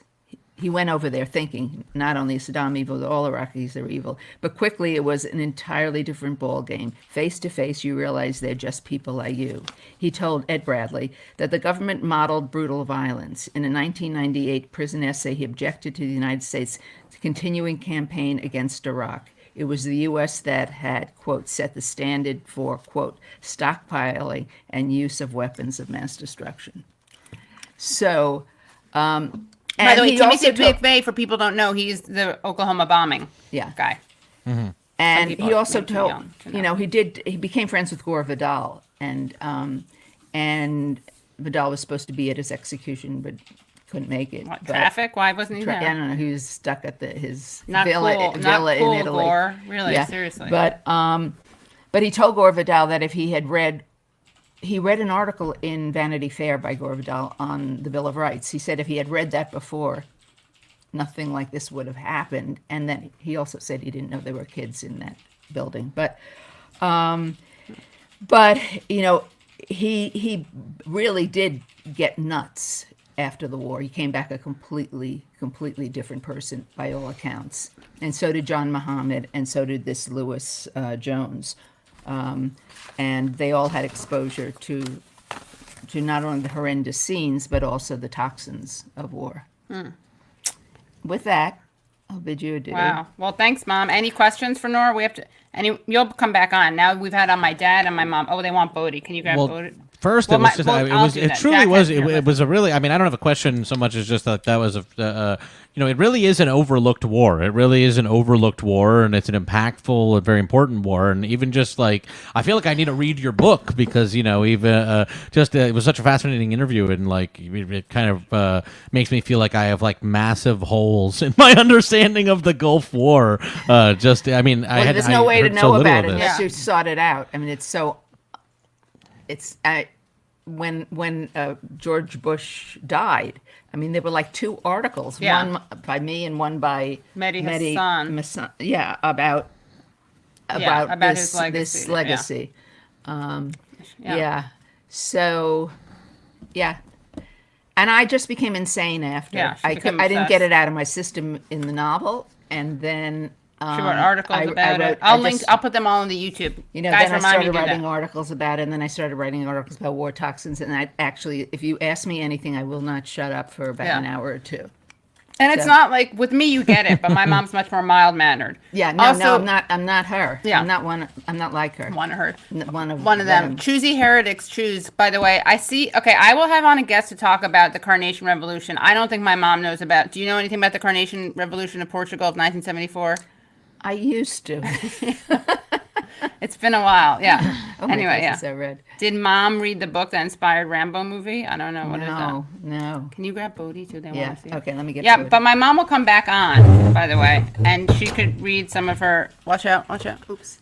She's done a lot of events with Veterans for Peace. Mom, someone else asked, any efforts to charge U.S. leaders for war crimes?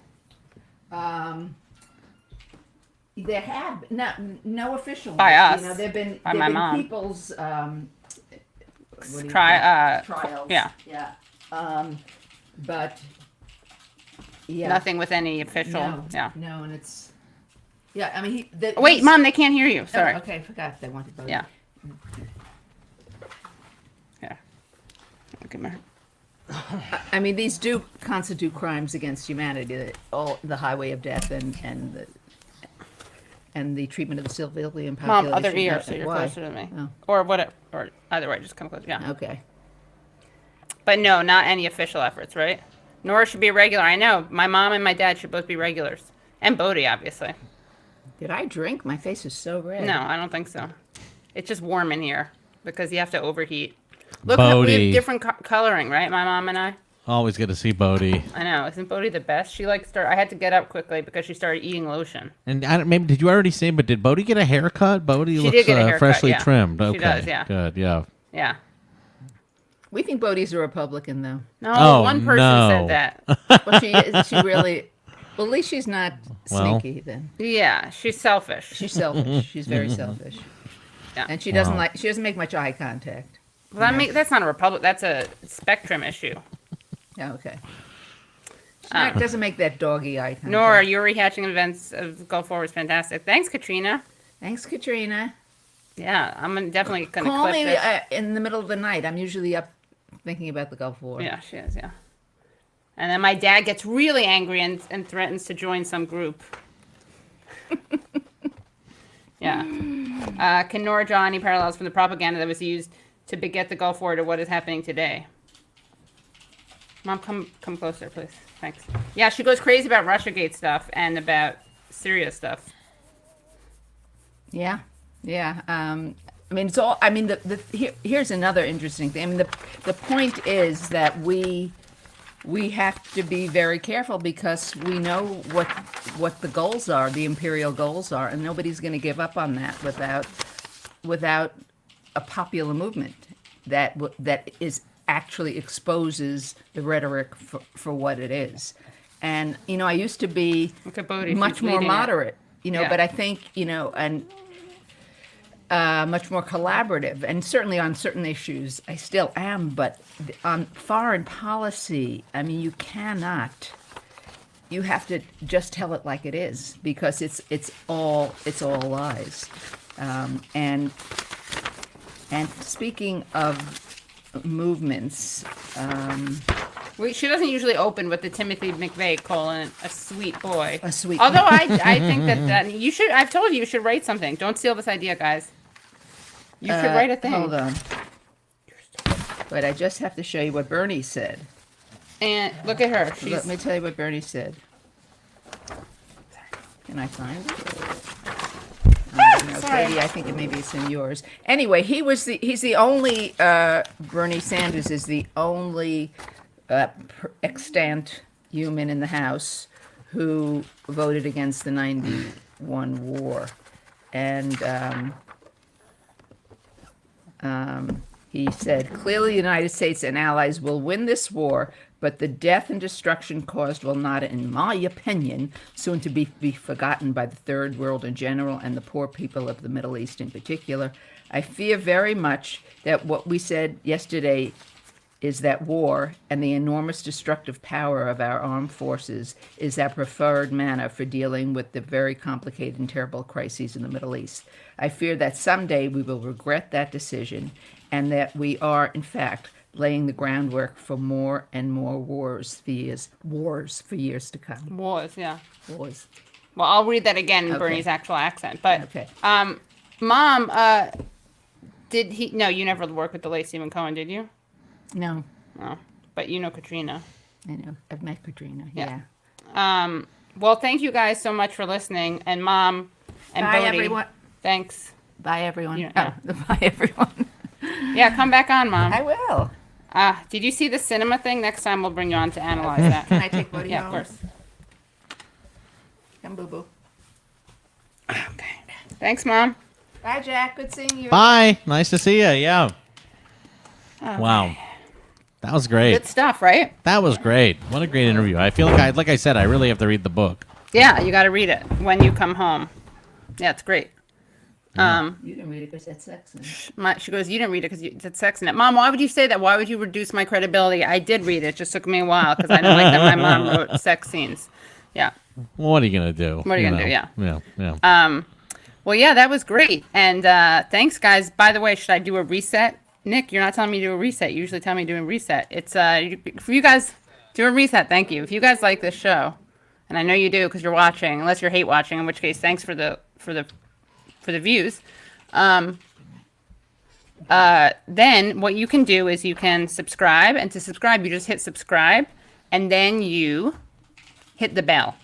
You can also, oh my God, she's so cute. Bodhi's jumping up. Oh my God. She's so excited to go with my mom. You can also, please support the show on Patreon, patreon.com/ The Katie Halper Show. Again, that is patreon.com/ The Katie Halper Show. Oh, now my 1 second, my laptop charger is unplugged. Hold on. Oh my God. See how precarious it is? You want your laptop, Mom? Now you bring it back. I want to hold it. 1 second, guys.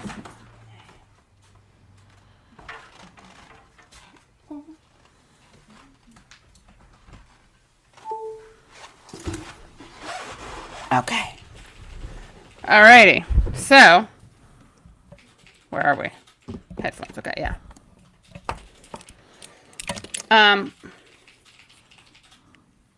Let's see. What else? Yeah, we gotta. So yeah, patreon.com/ The Katie Halper Show. We have a bunch of. Let's see. Anything else that we need to do? We do have our next guest coming in. Can we play like? Can we play a cinema? Let's see. Do we have any good videos to play? Just I want to adjust my my camera and let's see, Lily. What did you? Oh yeah, what did you cook today, Jack? I'm just going to adjust my camera. What did I cook today? Interesting question. Well, I haven't made any dinner yet tonight, and so I haven't thought about what I'm going to make. I did make some sandwiches around lunchtime. And this morning, Sunday morning, good morning, Sunday morning, I made pancakes. I made some traditional just pancakes using the ratio of, just some flour. I made pancakes with oat milk in them, everybody. I don't know. It's not that interesting. I'm trying to think about if I've made anything interesting this week. Oh, yeah. I made Thai omelets, actually, on the on my morning show. A chef friend of mine taught me how to make Thai omelets on a wok. And I'll tell you what you have to do, apparently, to heat a wok properly in the home, and this was very frightening to me, is you have to, take if you have a gas oven, a gas range, you have to take the metal part off and then take off the little metal cover from it, let the gas come out, and you just light that, and it becomes a pyre of heat.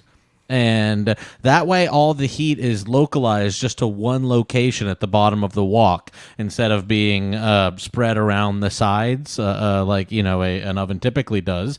And yeah, for a Thai omelet, you put it in the wok there with some very hot oil. And I don't know what to tell you. It's like, what does a Thai omelet consist of? Well, that's a very good question. It's got the eggs and stuff that a normal omelet has. You put some fish sauce in there as well. I bought the Red Boat fish sauce, but I was told that Red Boat fish sauce is actually canceled because it's made by some rich New York person, and all they do is repackage Vietnamese fish sauce. And you put it in there with whatever herbs you got. I threw it in with some parsley and some mint, and but you throw it in the wok really hot, and it's scary. It's going so hot, and then you Just flip it over there, and you have a good time. You're having a real good time, and then you make a little sauce afterwards using rice vinegar, a little bit more of that canceled fish sauce that I had, as well as some red pepper. So that'd be the big thing that I made that I made this week. Ben Burgess is in the private chat here saying this is making him hungry because he hasn't had dinner yet. Well, Ben, make yourself a wonderful Thai omelet. Pull apart your gas range, get the wok going, and make yourself a... You know what you're supposed to do is... I'll tell you what, everybody. I went to Thailand for my my honeymoon with my wife, and I went to a Thai omelet place that is well regarded in Bangkok, and it's this lady who wears big goggles, and she cooks it out of like a big, like a barrel. And you know what I'm gonna do now is I'll even show everybody a video of it. Over here in the other window because Katie is nowhere to be found. So here's this lady. She's using. That's exactly the kind. Look at that. She's using a big barrel down there, and there she is. I went to this lady's place with her big goggles and everything like that. I think this was on Anthony Bourdain. Oh, there you are, Katie. What's going on? Sorry about that. Having some camera troubles. I get it. It's okay. Now I'm all the way over to Thai omelets. Oh, wow. I'm talking Thai omelets now. That's, leave a man to, what is it? Fool me once, man. Leave a man to talk now, politics. I didn't do nearly as good as this, and holy shit, she's like really using a lot of oil. This actually makes me feel like I need to fix my Thai omelet recipe because that is just so much more oil than I was using. Holy God, that looks good. Well, wow. It's not speaking of omelets and breaking some eggs. And sorry about my demoted camera quality. I don't know what's going on, but right. No, it's okay. Yeah. Let's bring on our next guests. We are doing another. By the way, again, just going to encourage you to donate to become Patreon supporters at patreon.com/The Katie Halper Show. How many shows do you watch where the person's mom comes on, talks about Iraq War, talks about Gulf War Syndrome, and then has a hot take, the hottest of takes about Timothy McVeigh? It's not often. It's not often, right? No, so that's, it's not that often. in itself is a reason to support the show. That's you got to tune in at least for that, if nothing else. Yes, exactly. Yeah. So hit that subscribe, ding that bell, share this video right now, like it, better like it, and we're going to bring in our Between Two Bens and to talk about the Democrats and why they're so great. So without any further ado, let's bring on Ben Burgess, host of Give Him an Argument, and Ben Spielberg, who is I just call him the wonk. He's the resident wonk of the show. Hi, Ben. Hi, guys. Good, you? Good, thanks. Good. Everyone's mics are good. You guys are using the correct mics. I'm going to make that a song so that it seems like I'm saying something interesting. So have you been on the show with Jack? I forget. I don't know that we've been. No, I don't think so. Me and Ben Spielberg, I think, have been on one time, but I don't think Burgess and I have shared the screen. But I could be wrong too. Well, Ben Spielberg, both of you guys got haircuts. It looks like. Yeah, that's right. I think good, nice haircuts, and you know who else, of course, got a haircut is Bodhi. I don't know if you saw her on the stream before, the little doggy, but she also got a haircut. So yeah, and Ben is the co-founder of. I always want to say 32B. I always want to talk about the SEIU union instead, but yeah, 34 Justice. And I just wanted to have you guys on to talk about the Dems and from two related perspectives, which is that like Ben Burgess. And by the way, these two Bens are famous for helping me investigate and ultimately exonerate Nathan Robinson as an anti-Semite, which we determined he's not. But so we have crimes against comedy. But yes, crimes against comedy, humanity, exactly. But we did exonerate him from anti-Semitism. Oops, does someone's have a window open?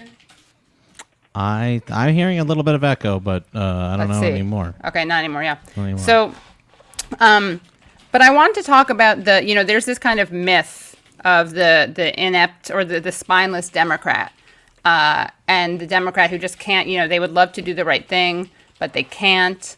And I wanted to have you both respond to the recent events and give your takes on that, because both from like a takery philosophical perspective, which is Burgess's lane, and also from the like actual policy perspective, which is Spielberg's lane. I like that, Spielberg's lane. It sounds like a documentary about something. So yeah, what are your thoughts on, maybe we'll start with Spielberg, because I think that the left often feels like, I feel like you and Matt Bruenig are people who actually, are two of the people who actually push back in this, and that you're like unapologetic leftists, but you're also like very familiar with the policy stuff. I feel like a lot of people who work in policy kind of by definition become centered, not centered like grounded, but they get moved to the center. So I think it's really important to hear your voice and voices like Bruenig's and others who are, have maintained somehow their a critical eye. So yeah, what is your assessment of what is happening? Yeah, no, thanks so much, Katie, and really appreciate being on and talking to you about this. So I think there are two really important things for people to be able to hold in their head at the same time when it comes to something like the American Rescue Plan. I think one, which has gotten a significant amount of media attention, and there are certainly some progressives who I think have said that this should be the focus, is what the Senate just passed is better than what you're typically going to see from Democrats. The fact that you got a $1.9 trillion relief plan is a big deal when you look at kind of some of the past things that Democrats have pushed in size.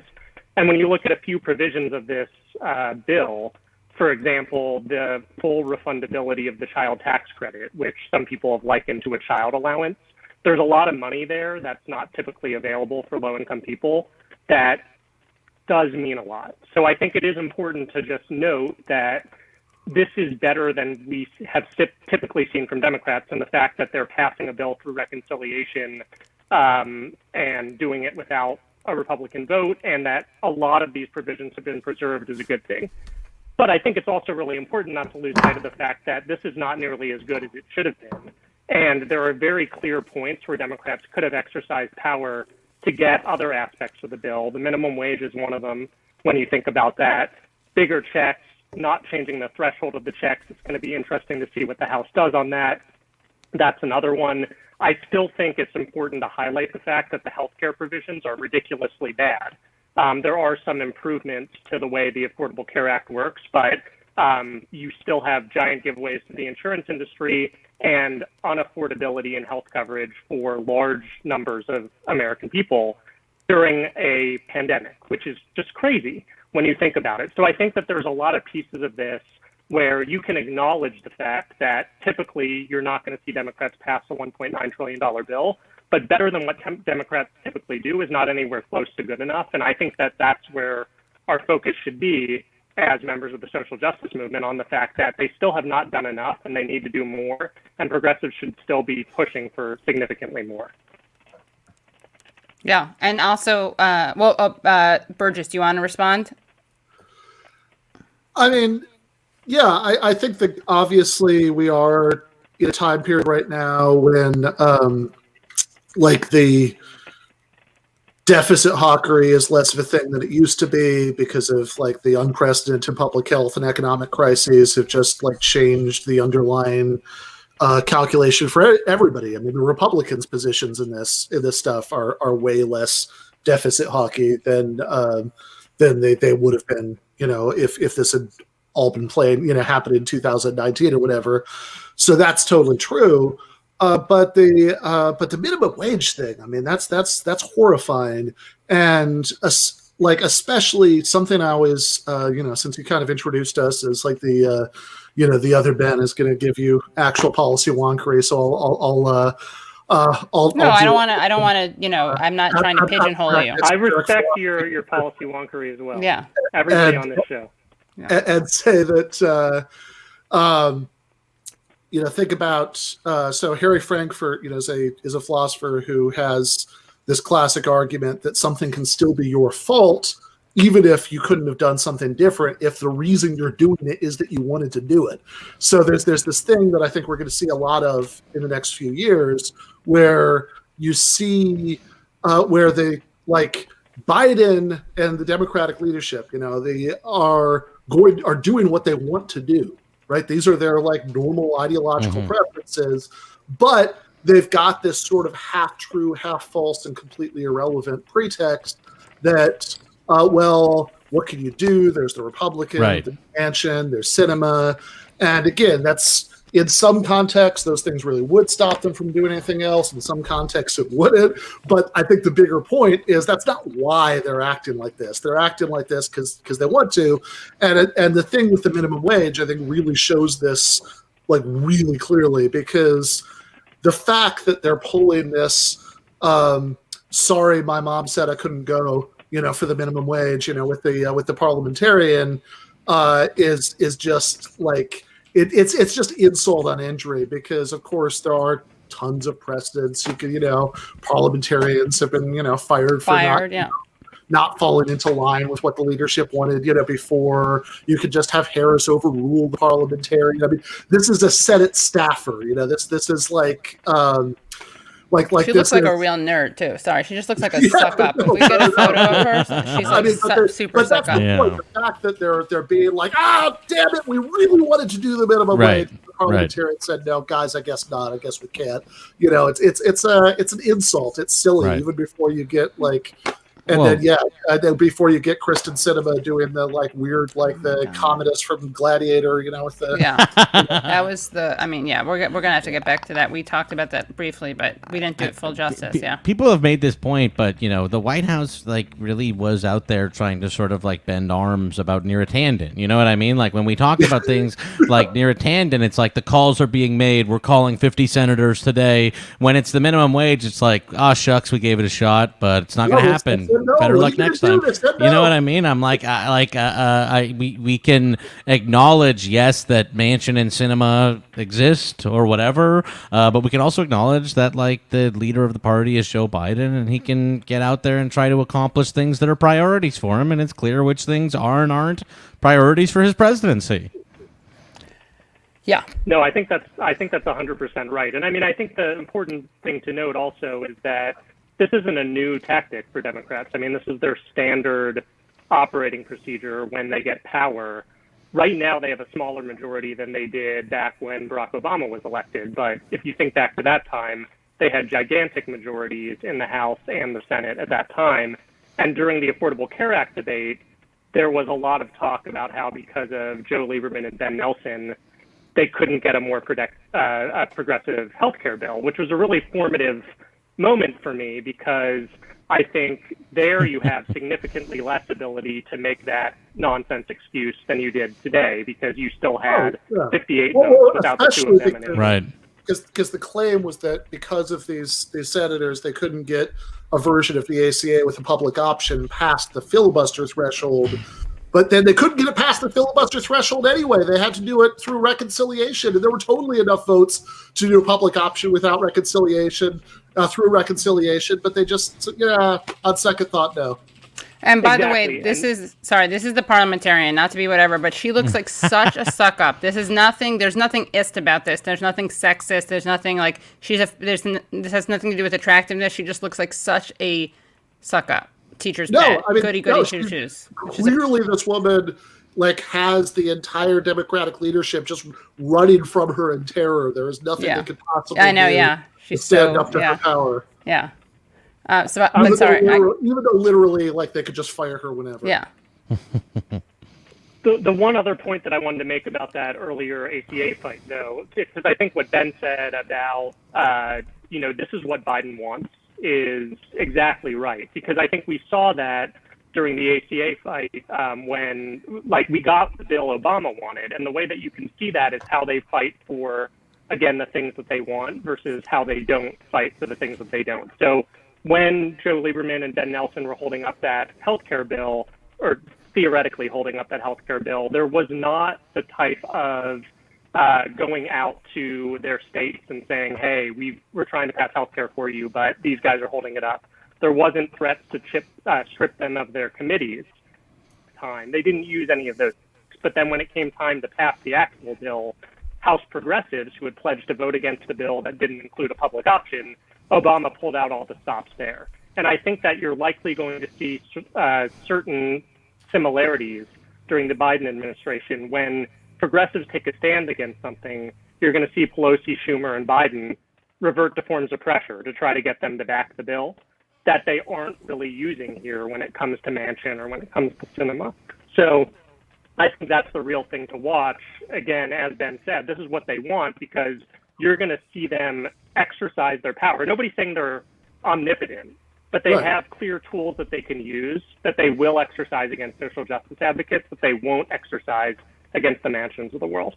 Yeah, and I did want to just add on to that this idea that people on the left who think it's pathetic that they're pretending that the Senate staffer was tying their hands so they couldn't do the minimum wage are saying that they're omnipotent. Like, not only, of course, is that a weird caricature, right? Like, there's lots of room between, like, they can do whatever they want and there are no political obstacles. And come on, here's clearly a list of things they could be doing. Right. But also, it's a weird double standard because, like, 4 months ago when Donald Trump was president, the reigning liberal theory was that who's president matters more than anything. That this is the most important thing in the world. That everything has to be about. Everything has to be about that. But then the second Biden's in, they revert to what they spent 8 years saying under Obama, which is, you silly leftists, you believe in Green Lanternism. That the president could just do anything if they wanted enough. That's so ridiculous. Don't you know that the president is basically powerless?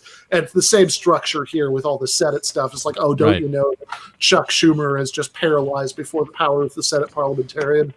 Well, and also, like you said about the presidency, we live in this quantum state of all of these things being the most important thing during election years, and then it being impossible to do anything with it when you get it outside of election years. I mean, we were told all of 2 months ago that, you get the Reverend Warnock and Ossoff into the Senate, like we get that Senate majority and the sky is the limit. And then as soon as they get in, it's like, well, we can't do anything. Like, obviously, Joe Manchin is the most powerful person in the country ever. So there's nothing we can actually do with this. Vote for more Democrats.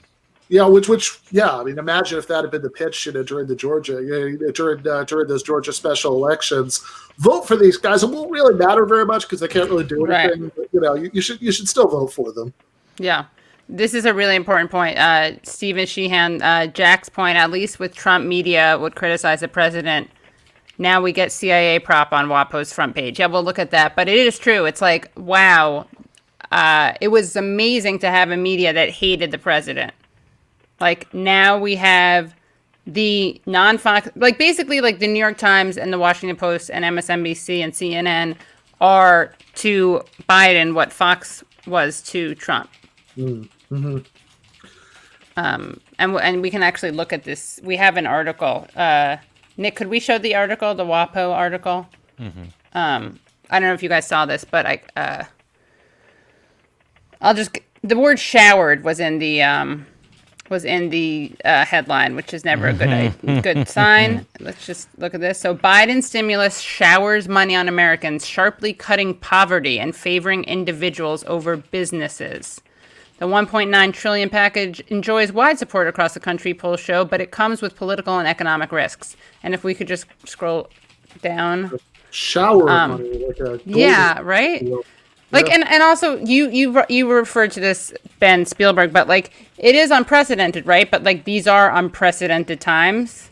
And so, it's not, we have to be like, that unprecedented nature of what they're doing, take that with a grain of salt, right? Because I think the thing to keep in mind is this should be the baseline, right? I mean, the fact that the child tax credit was not previously fully refundable and that the lowest income families didn't get it, it's an outrage, right? That's something that we should never accept during normal times. Now, the fact that we're going to get a temporary change in that during this bill is a big deal. So just like one example, right now, say you're a single mom, and this is an example, you know, the organization I used to work for, the Center on Budget and Policy Priorities, they love these tax credits, the child tax credit and the earned income tax credit. And they are really anti-poverty provisions that provide a lot of support to certain families, but typically families who make some income. So the example that they used with this temporary expansion in this bill, if you were a single mom, you had a 4-year-old and an 8-year-old, but because of health reasons or other reasons, you are unemployed for an entire year. Right now, under current law, you get nothing from the child tax credit. But if this bill passes, which it will, you would get $6,600 for the year, because you would get $3,600 for your 4-year-old and you would get $3,000 for your 8-year-old. So it's meaningful, but the fact that you would have gotten nothing previously is totally insane, and nobody should accept that. So, like, this speaks to, we have a really paltry welfare state in the United States, and we really should be looking at what's in this package as this is the baseline that we should expect during normal times, not like an unprecedented amount of assistance that we're giving out during a pandemic. Let's all pat ourselves on the back. Right. Yeah, and related, like, I know that the thing that they would say to push back at this point is okay, but also, like, look at the at Republicans, voting no. Look at the negotiations in this. Clearly, this is much more than what than people would have gotten if the Democrats had lost those special elections. They do there are this is a very different bill than anything Republican majority would have passed, which is true. But I also think it's kind of beside the point as far as like left criticisms of this stuff, because we're not comparing them to the Republicans. We're comparing them to what they should and very easily could be doing. I would also say, we're also comparing them to what we expect from Democrats, and I think we are correctly saying that this is more than we could have historically expected from Democrats, and it's better than these bills like this have been in the past from Democrats.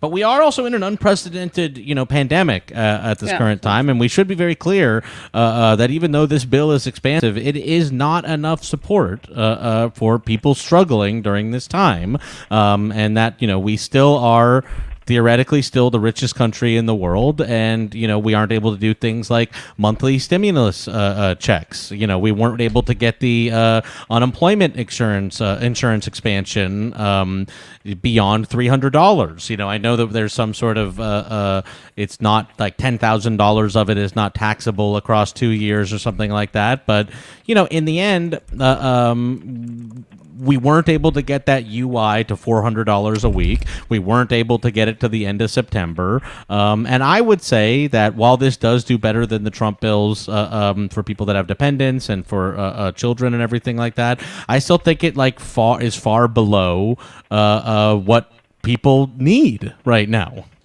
Yeah, and in some important areas, far lower than what they directly said they would do. Right. Yeah. Yes. Yeah, I'm trying to, of course, I can't actually. I fucking hate this. I'm sorry. I'm trying to access this article, but it's ad blocked. And I can't do it in incognito.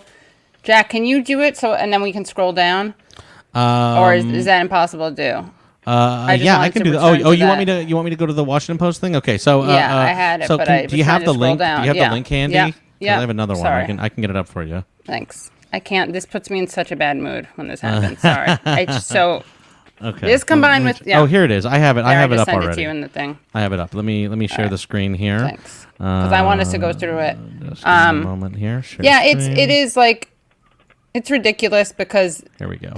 I don't even understand where I don't know if the Biden campaign just gave them a bunch of potential headlines for them to pick from. Well, this reads like a DNC fundraising email. It's disgusting, it's like even if you want to acknowledge that this bill does more than the Trump bills did, to use this it's like state media language. Yeah, you know what I I know. mean? So here's the headline: Biden's stimulus showers money on Americans, sharply cutting poverty and favoring individuals over businesses. Now, I'll take apart every part of this. Showers money on Americans is obviously like campaign language. Sharply cutting poverty, I just have to balk at, because the poverty hasn't been cut yet. You know what I mean? Like there are estimates that say this will potentially cut poverty, but the poverty is not currently cut. And so I do think it's weird to say in a headline like poverty is cut. Totally. Yes. And yes, it does favor individuals over businesses. Yeah, but exactly, the poverty cutting part is like it's just grammatic. Like it's a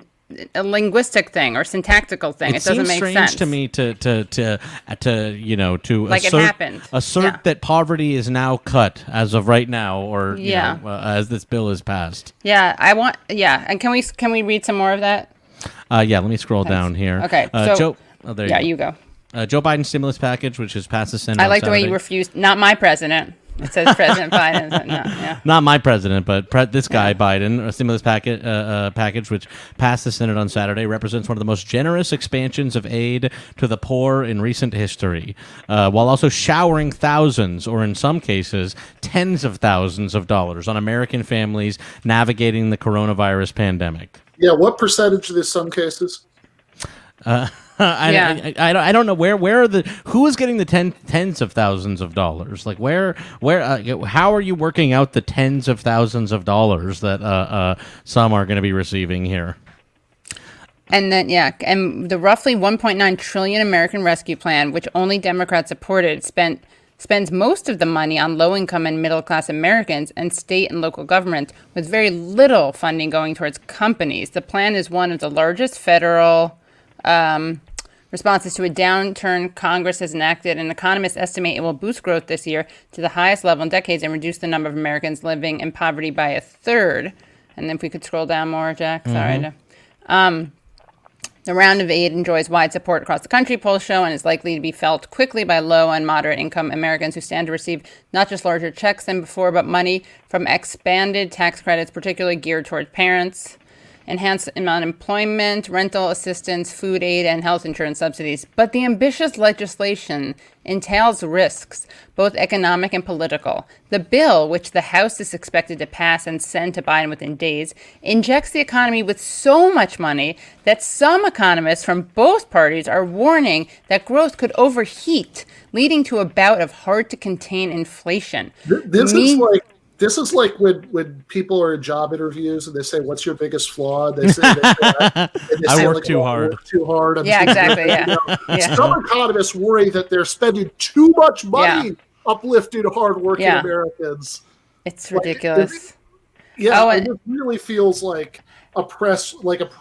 It's totally a press release. Yeah. This is the Larry Summers press release. The other one was from Biden. But can you show that comment again, Nick? Sorry, I missed that. Oh my God. So the New York Times headline was Biden lifts up poor to jolt recovery. Jeez. I don't know. We should rate that. Which one's better? Which one gets more? What's a state media symbol we could give it? But can we? Sorry, there's one. Let me keep going with that.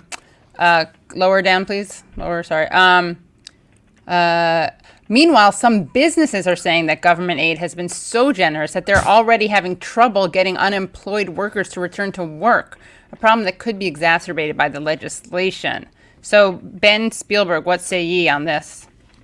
I mean, I think it's absurd. One, it's a common thing in the mainstream media to see people cite what business owners are saying as if it's fact, which is just absurd. I mean, of course, businesses are going to tell you really shouldn't give anybody money because we need them to be destitute so that they take our poverty wages that we're offering. Yeah. You're paraphrasing. We don't quite say it that way, if only. Yeah. Right, but I mean, that is the gist of it. Yeah, of course, yeah. Right, that is the idea that that's actually empirically based is something that is not really challenged, which I think is a big problem. The other thing that's weird about this in general is in some cases you still don't want people working in person. I mean, that's kind of a weird component of it as well. But yeah, you're I right. generally just think business owners are given far too much leeway in media stories to just say what they think and opine it on, how the economy works and have it reported as fact rather than investigated.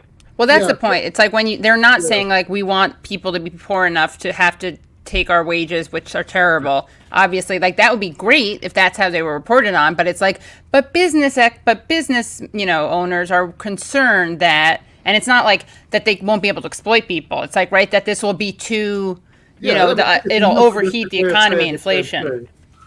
Yeah. And it is amazing because, like, okay, even, yes, given Under Ben's point that, like, right now there are lots of people you don't want to return to work because, there's still a pandemic going on. Vast majority of people haven't been vaccinated. Like, you could lose a lot of the, a lot of the progress that's been made in declining cases and all that. But also, like, even if you did want people to go back to work, okay, if they're being paid less, they're being offered less in wages than this relief, there is another way to correct that imbalance besides, like, giving people less relief to get through it. Right. Good point. Yeah. Can we go down on the thing more a little bit? Sorry.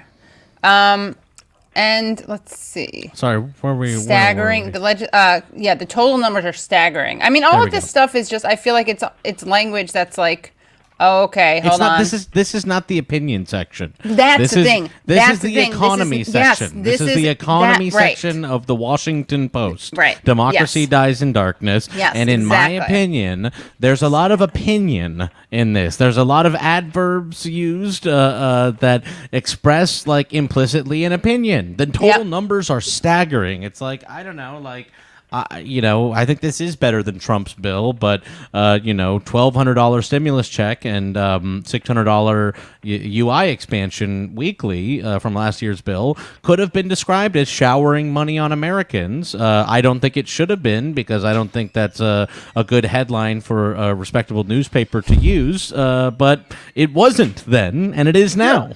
Right. But that was already, I mean, if you want to be staggered about it just because you're spending an unprecedented amount of money, that already was an unprecedented amount of money for something like this. So you could have called that staggering and showering money and all this stuff. I mean, it seems like whether you're staggered depends on what you think should happen. Who's doing it. Yeah. Right. Yeah, so I just thought this was great. Like, yeah, we should do that. We should look for some keyword. Like, we should have a hashtag words that should not be in a reported piece, or like words that should be in editorial. Like staggering. What else? What are the words? I wish I had a red pen. We'll do this next time. I'll get some cool setup. But like the showering, the staggering. I don't know. Whatever. I don't know what these words. They're like. God, it's like Trump words. It's like how Trump would tweet about this stuff. He's this is a staggering bill. Like, this is like how Trump would showering the American people in money. About himself. We have showered the American people with money in this staggering bill. Unbelievable. Wait, the numbers are staggering. Yeah. I'm imagining him saying that. Yeah, that really does sound like state media, like comrades, the fulfillment of the 5-year plan has been staggering, as we meet every single quota. Yeah, it's amazing. So we're gonna have a lot of that stuff to look forward to. It does highlight, one thing that I think a lot about kind of the way the media should function, just because I do tend to subscribe more to the Glenn Greenwald view of the way that media should be presented, which is people should be upfront about the perspective they're writing of course, and the biases that they have, and that we shouldn't really have kind of this myth of objective news. I 100% the news agree. page of the Washington Post, I mean, it is an editorial, right? I mean, it's one that's written with the veneer of objectivity, but you have the people who are writing these pieces generally are writing them from a state-centric perspective rather than the perspective that, those of us who are talking right now on the show might have about what's actually needed. And I think that they're so problematic and misleading for people because people think they're actually just consuming news when they're not. Well, yeah, I mean, I agree, but Greenwald's thing is that you wear it on your sleeve. I mean, I like the whole point is that it's actually more honest to own your subjectivity than to claim to be objective. But that's not what the Washington Post is doing, and that I think is the most like it's the this trend of technocracy where it's like just calling balls and strikes. Just telling it like it is, like, look, I would love to do this. It just happens to be that's going to cause more unemployment. All these things that people say in ways that people really just accept as like empirically informed instead of ideologically informed.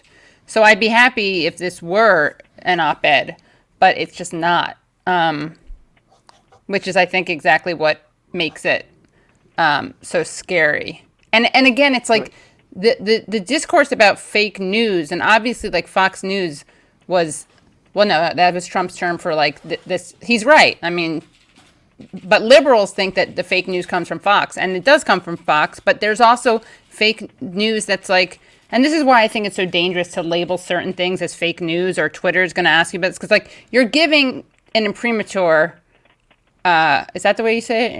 Imprimatur? I've heard it said both ways. I don't know, actually. Yeah. This is one of these words I've only read. Yeah, and exactly. So I would sound a fool if I tried to say it out sound loud. a fool, yeah, I know. I'll go to the Vatican. People throw it around like it's going out of style, obviously, the Latin. But it like you're sanctifying stuff that isn't labeled that. And it's like, this is scarier to me. Like, my mom was just on talking about the, first Gulf War. Like, WMDs, where was the fake news allegations about that? Like, why weren't these places disgraced? I mean, Judith Miller, I guess, went to jail, but... Not for that. Yeah, right. It wasn't for that. You're right. Judith Miller went to jail for... she's obviously a despicable person, but she actually went to jail for not being willing to reveal a source for a story, which is admirable. Like, admirable. It's what you should do. But, yeah. But yeah, I mean, they have the New York Times did like a half-assed apology, but like somehow the fact that they were like the purveyors of objectively by far the most important piece of fake news in the last several decades, like never seems to impact how people talk about them. I mean, I don't think we could imagine like Twitter and Facebook doing to a New York Times story what they did to like Hunter Biden story. Yeah, which they should if they're going to do that. Yeah. What else? Do you guys want to return at all to the cinema thing? Should we just do you want to just address the claims of sexism? Yeah.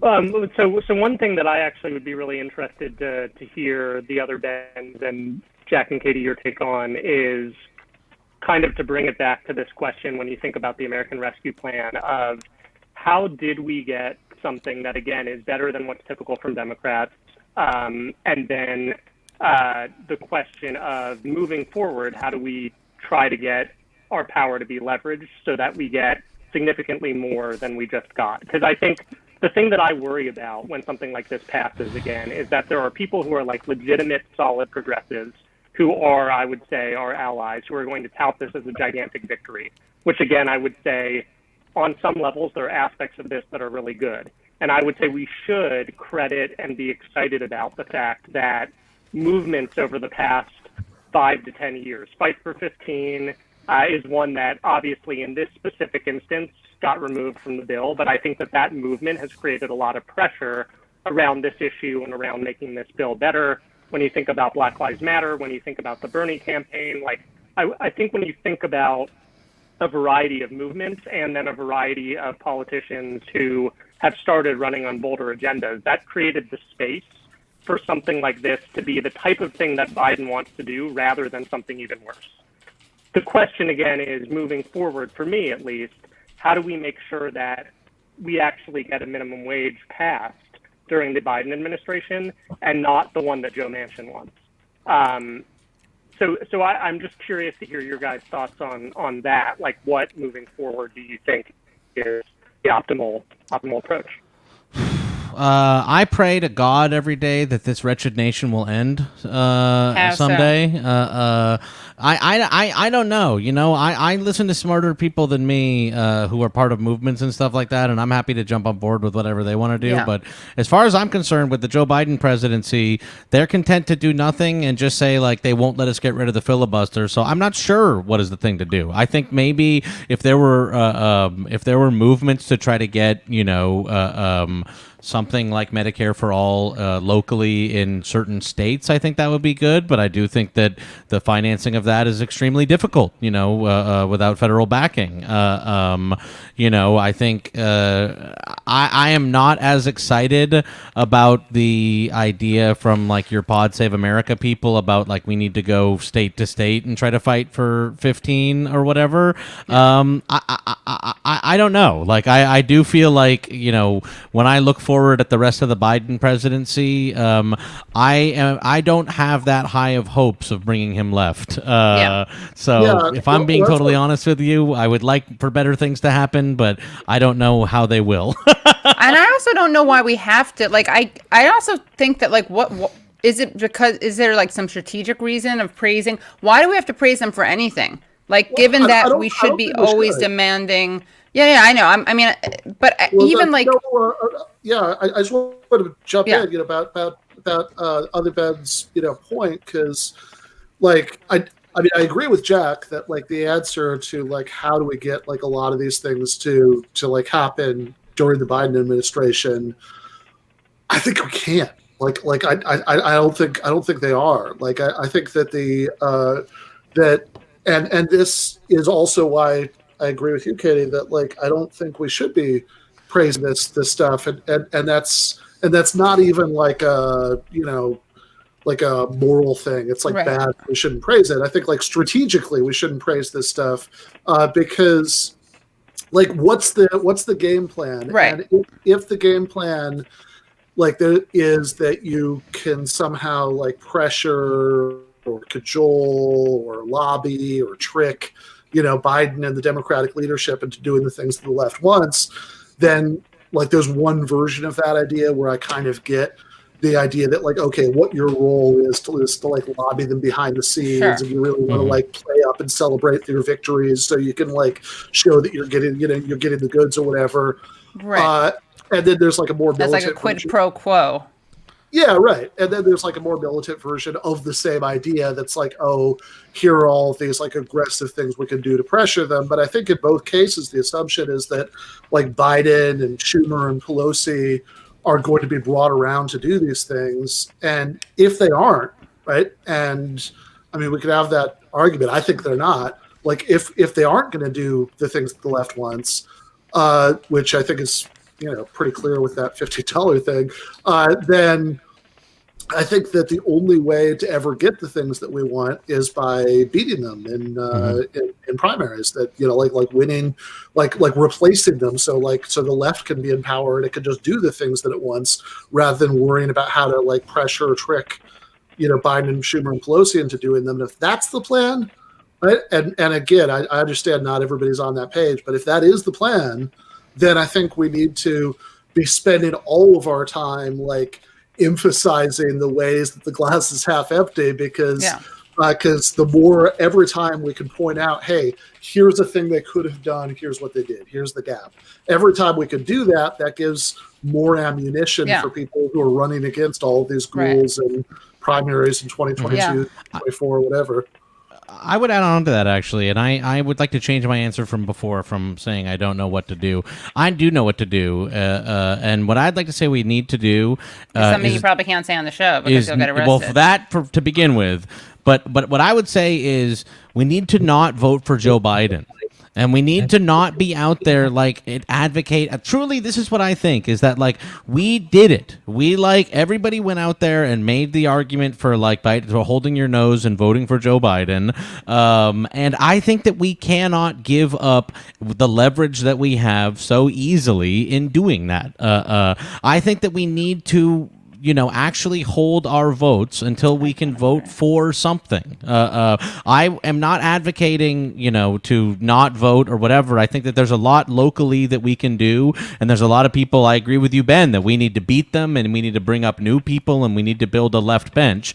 But I think we don't need to do to fall for again what we fall for every single time, which is like being drawn into the urgency of giving up all of our leverage. So that's what I would say, is that I would say moving forward that Trump is out of office and it's time to not tell everybody to vote for Joe Biden. Which doesn't mean that. Which doesn't mean that, to me at least, I think, right? You're not saying that there isn't a difference. And I no longer care about that. I used to feel pressure like I had to say every time, but obviously Biden is less evil than Trump. But I don't even care about that anymore. And I also honestly, like, I'm not an accelerationist. I don't know if that's true though. Like, I don't know how it's going to go.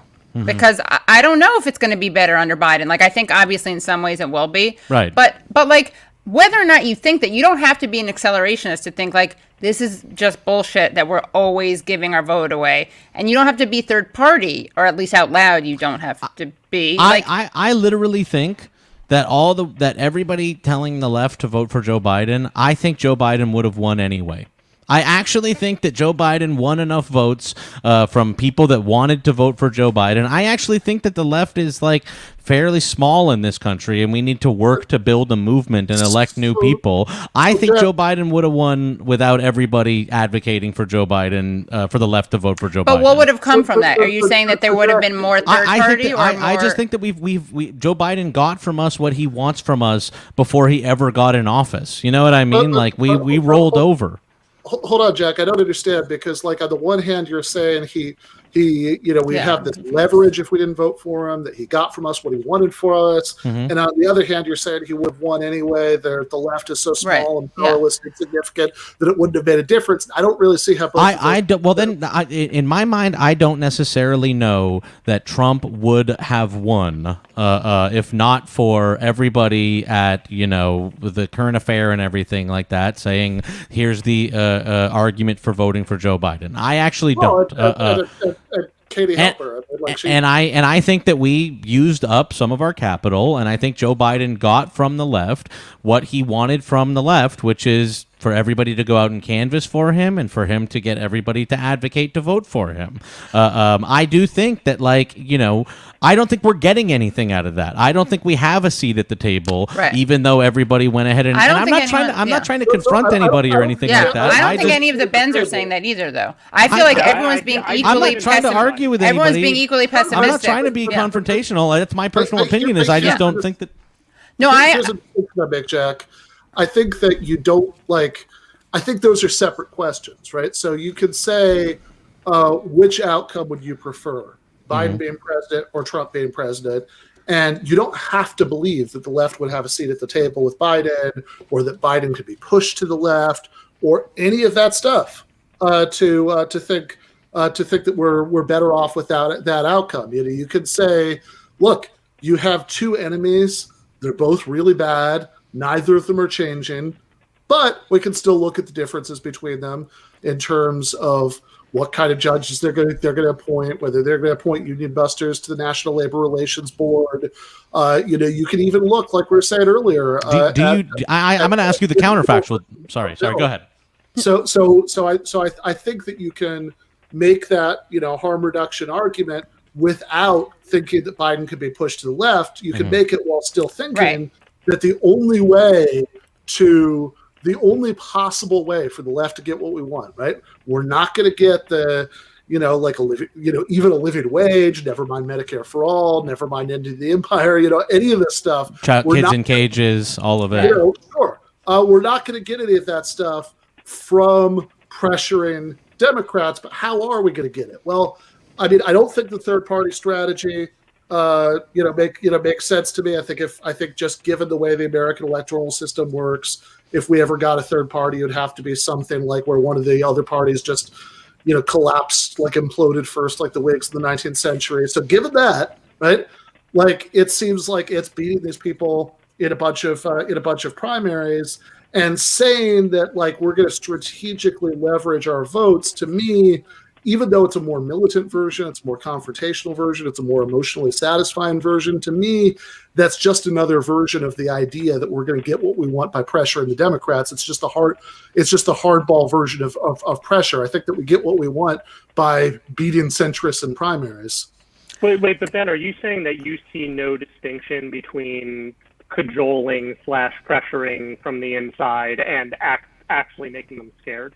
Because I think there's a very big distinction. I think there's a distinction between them. I think those are two different ideas, but I also think that they share an assumption in common that I don't really think makes sense. So the assumption that they share in common is that we're going to get the things that we want politically by getting Biden and Pelosi and Schumer to do them for us. Well, I would put forward the counterfactual, though, that I don't think we will get anything that we want by continuing to vote for Democrats like Joe Biden while getting nothing in return for it. That is what I think. Hold on, wait, let me just let what Spielberg go.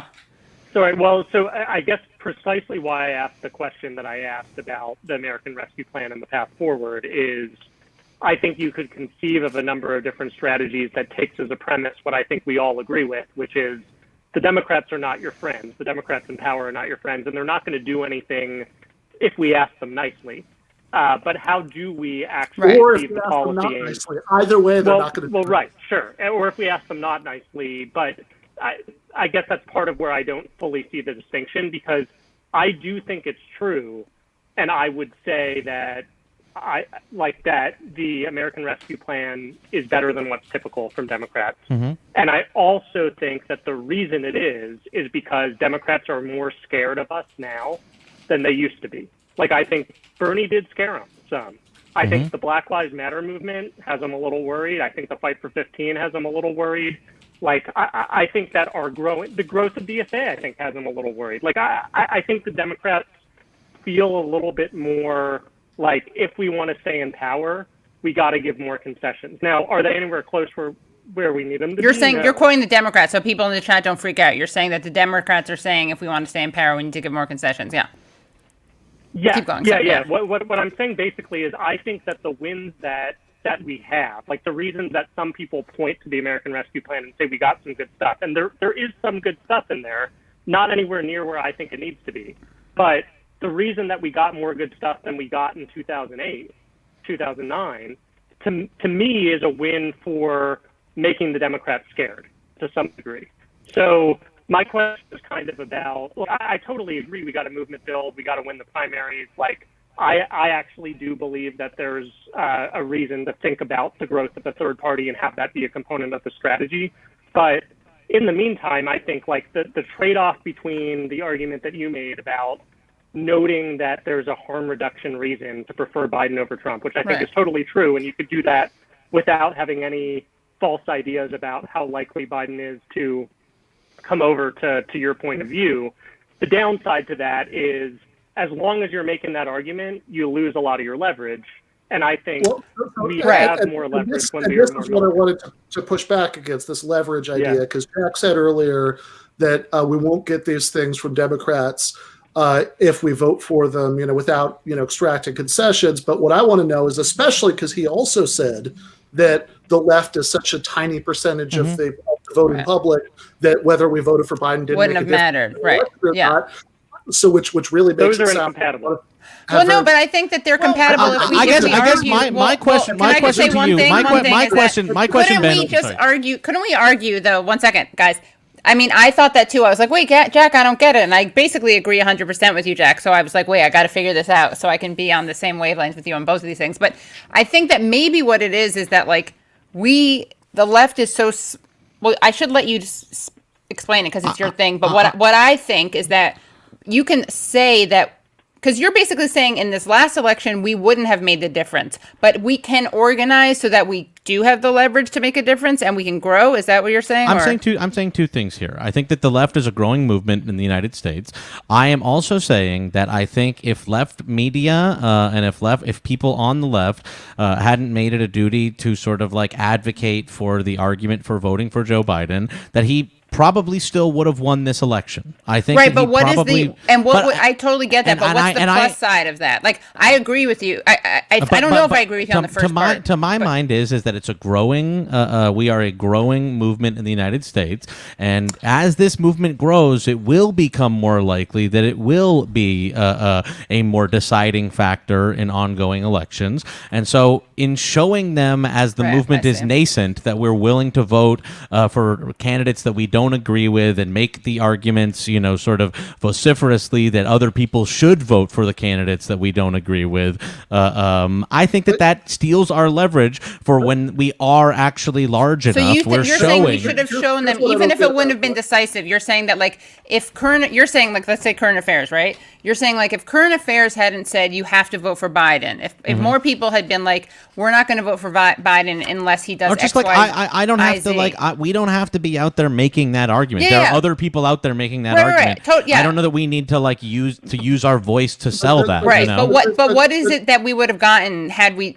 What would have been? Is it fear? So, like, fear. even and it would and you're moving and forward, even if fear. it fear. We want them to be afraid of us. We want them to be afraid of us because we can beat them, but we also want them to be afraid of us because we're not willing to hand over the vote on a silver platter. And so like it wouldn't have stopped Biden, but it would have created a precedent. It would have created fear. It would have shown like we are holding the line.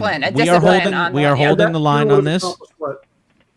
Moving into the future, perhaps candidates like Kamala Harris and people early in this election cycle who were throwing red meat to the left base and thought that they had to appeal to the left base. You'll remember that Kamala Harris last year, as a senator in May, put forward a bill to pay people $2,000 a month for the entirety of the COVID package. Since being picked as vice president under Joe Biden, she's never mentioned that ever again. She was also she also, was a co-sponsor of the Medicare for All bill and everything like that. This was all during the time when people thought that you actually had to appeal to the left and curry to the left to win their vote, as opposed to what happened in the primary. And what happened in the general was, now these ideas have completely disappeared because what we're saying is, like, just vote for them no matter what. Like, now Kamala Harris will never, ever again mention that she brought up $2,000 a month. She's no longer talking about Medicare for All. That's because she got all of our votes for nothing. Well, I mean, she didn't get. I mean, nobody voted for her in the primary. Essentially, she actually dropped out before anybody could have voted for her or against her. Mm-hmm. But what I want to know is what you think would have happened, right? Because you say we're not going to get any of these things if we keep voting for the Democrats. In the general election, but what I want to know is what you think we would get if we didn't, and that's where I get off the bus. Well, so, and I think the near-term example of this is Tuesday. The House of Representatives is going to decide if they're sending what bill they're sending back, right, after the Senate passed the bill. So what is the right approach for Democrats in the House of Representatives? What should we be advocating for? To me, it's like a similar type of question, right, because you could take the position House progressives, there are enough of them who really care deeply about a $15 minimum wage. They should say, we are not going to vote for a bill. You're not going to get Republican support for the Senate bill. We're not going to vote for a bill that doesn't have a minimum wage increase in it. And if you don't put a minimum wage increase in it, then it's not going to pass. Biden's American Rescue Plan is not going to Biden. That. Yeah, no, should they do that? Yeah, they should, right? Isn't that what you were fighting with Ryan Graham about, Ben Spielberg? I think there's an argument to be made for them to do that, but I think it's the same. And personally, like, I would be cool if they did. Like, I would be happy if they did that. But I think there are some people who are much more hesitant to say that because their concern is if they do that, do we get a worse American Rescue Plan? So I think it's a really interesting and important debate to have because I think there are these key leverage points in the legislative cycle where people, like, I think all four of us probably want Democrats to take more of a stand. And my kind of question is, how often do you want to see them taking the stand? What's your philosophy on when they should do it? Is this a particular leverage point where you say, we got enough, or do you say, and the risks are too great of voting the bill down, or do you say they need to take a stand and say, we're not moving it without a $15 minimum wage? I personally, again, would be happy for them to say, we're not going to advance the bill without the $15 minimum wage. Isn't that what Sirota thinks? And he's not like a wet behind the ears ideologue. Not to stake my, make Sirota be my, my go-to, but I think it's interesting that, Yeah, I mean, but the question is like, okay, sure. So maybe you have enough progressives in the House that that would be, that would be worth trying. That would actually get something. But I'm a lot less convinced of Jack's idea that if everybody, let's say everybody in left media, right, had said, don't vote for Joe Biden unless I'm actually advocating for just not aggressively advocating to vote for Joe Biden. I'm not saying that. But if it's just silence, I mean, that doesn't do anything as leverage, right? I mean, that's. I mean, presumably, it's definitely not giving up leverage. It's not giving up leverage. I'd like to ask. Do you think if left media hadn't advocated that people should vote for Joe Biden, that Joe Biden would have lost? No, I think as the election turned out, it was a big enough difference that probably wouldn't matter. Although, of course, again, if you admit that, you're also admitting that there's no leverage in that situation. I mean, you can't have it both ways. I think you can say that there is growing leverage, and I think you can also look at how the actual country is structured, and you can look at states like California. You can look at states that have more progressives in them, and those are the states, by the way, where Joe Biden is already going to win overwhelmingly because these are going to be heavily Democratic states. I mean, look, I think if you're in a heavily Democratic state, I don't think there was any reason to vote for Biden. But then again, pretty much I know some people made the argument that you should anyway because they said they said if Trump tried to steal it, that it would somehow help to have the big popular vote. Yeah. I never understood that argument, but mostly people who said that you should vote for Biden in swing states still said, do what you want in California, New York, that's my argument. My argument is that I don't think that the swing states were won by left voters. I think it actually is not giving up our leverage to say that in states that are already trending blue, we can replace shitty centrists with left politicians. And I also do think that we, insofar as we have leverage at all as outsider media or as any kind of alternative to the Democrats, I do think that you sort of publicly, weaken your position by, aggressively advocating to vote for Joe Biden. But I don't understand this leverage idea. I guess I just don't buy the analogy between Congress and how left media, between some voting bloc in Congress engaging in negotiation about a bill and left media, what they said about what you should do in swing states. Because if certainly leverage implies that one, people know what you're doing, right? And they care what you're doing, and that there's going to be some sort of process of negotiation. That's what leverage means. And so certainly left media just being silent about what you should do, there's no leverage there. No, but I think that even after leverage, right? But even after now we're in a position where if we had not advocated to vote for Joe Biden, we probably would have ended up with no seat at the table. Now after advocating after advocating to vote for Joe Biden, we don't have a seat at the table. There's no seat at the table either way. And I think that what we have shown for anyone who's paying any attention at all, and I don't think most people are paying any attention at all. I don't think Joe Biden has ever logged on to the internet in his entire life. I don't think he knows how to do the login screen. You know what I mean? But I do think that for people in D.C. who pay attention, for young neoliberals, what they ended up seeing was the left, ostensibly during the actual general election, pledging fealty after talking real big during the primary. And this is what fuck around and find out turned out. This is what the finding out was. The finding out was everybody vote for Joe Biden.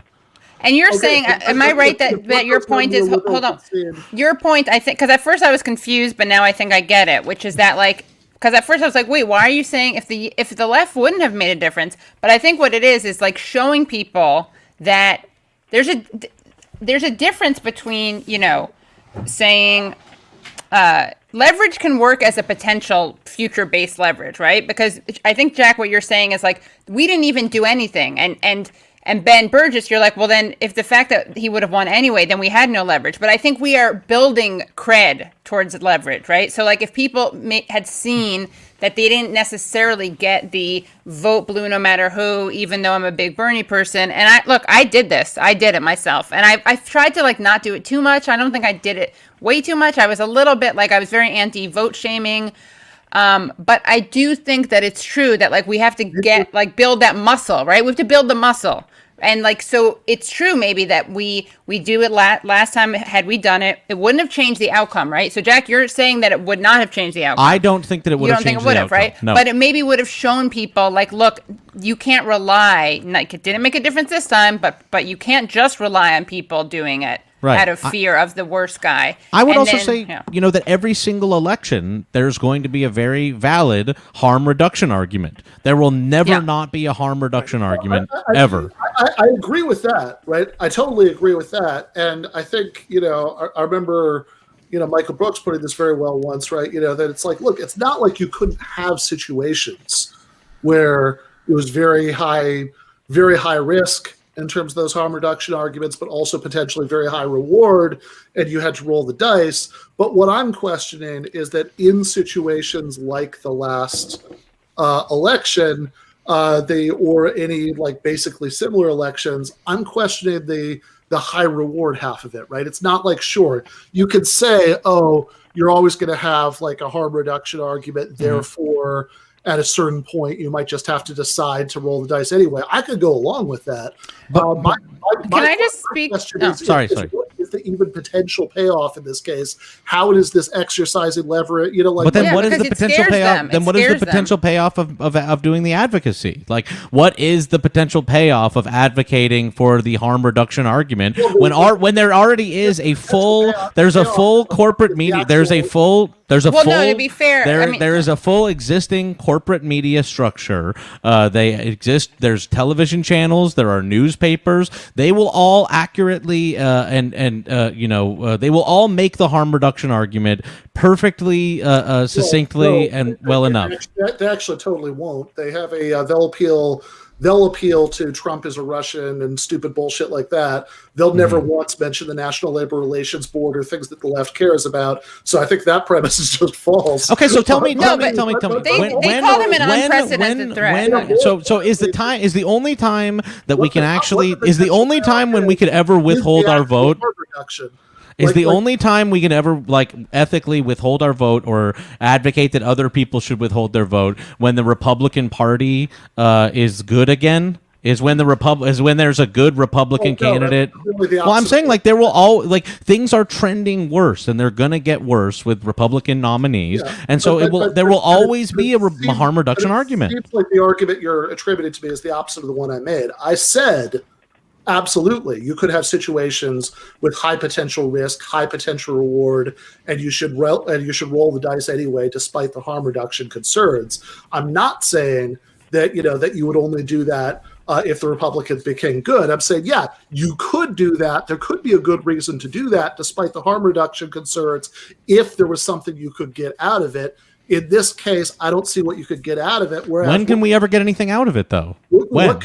As far as what's the potential to gain, I think the potential to gain is that it's easier to organize a union because the NLRB composition is different. And you're right, as it turned out, the votes of the left weren't decisive in swing states because Biden won by enough anyway. Right. But if it had been an election like 2000 or 2004 where it gets down to a few hundred votes in a swing state. But can you tell me what an election would have to look like where it would be ethical to you said that if there's a high reward situation that you could tell people to withhold their votes. Sure. What is that high reward situation that you're talking about? First of all, I wouldn't tell people to withhold their votes because withhold their votes makes it sound like they're just staying home or doing something symbolic. There's no situation which I tell people to do that. But here's a situation. Here's what an election would look like where it would make sense for me to tell people don't do a harm reduction vote, even though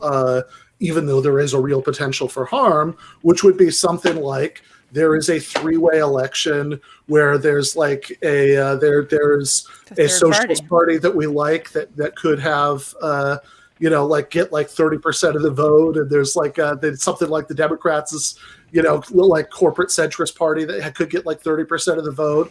There's a Republican Party that could, and there's every chance that if you vote for the Socialist Party, then the Republican Party will win. Under those circumstances, yeah, absolutely.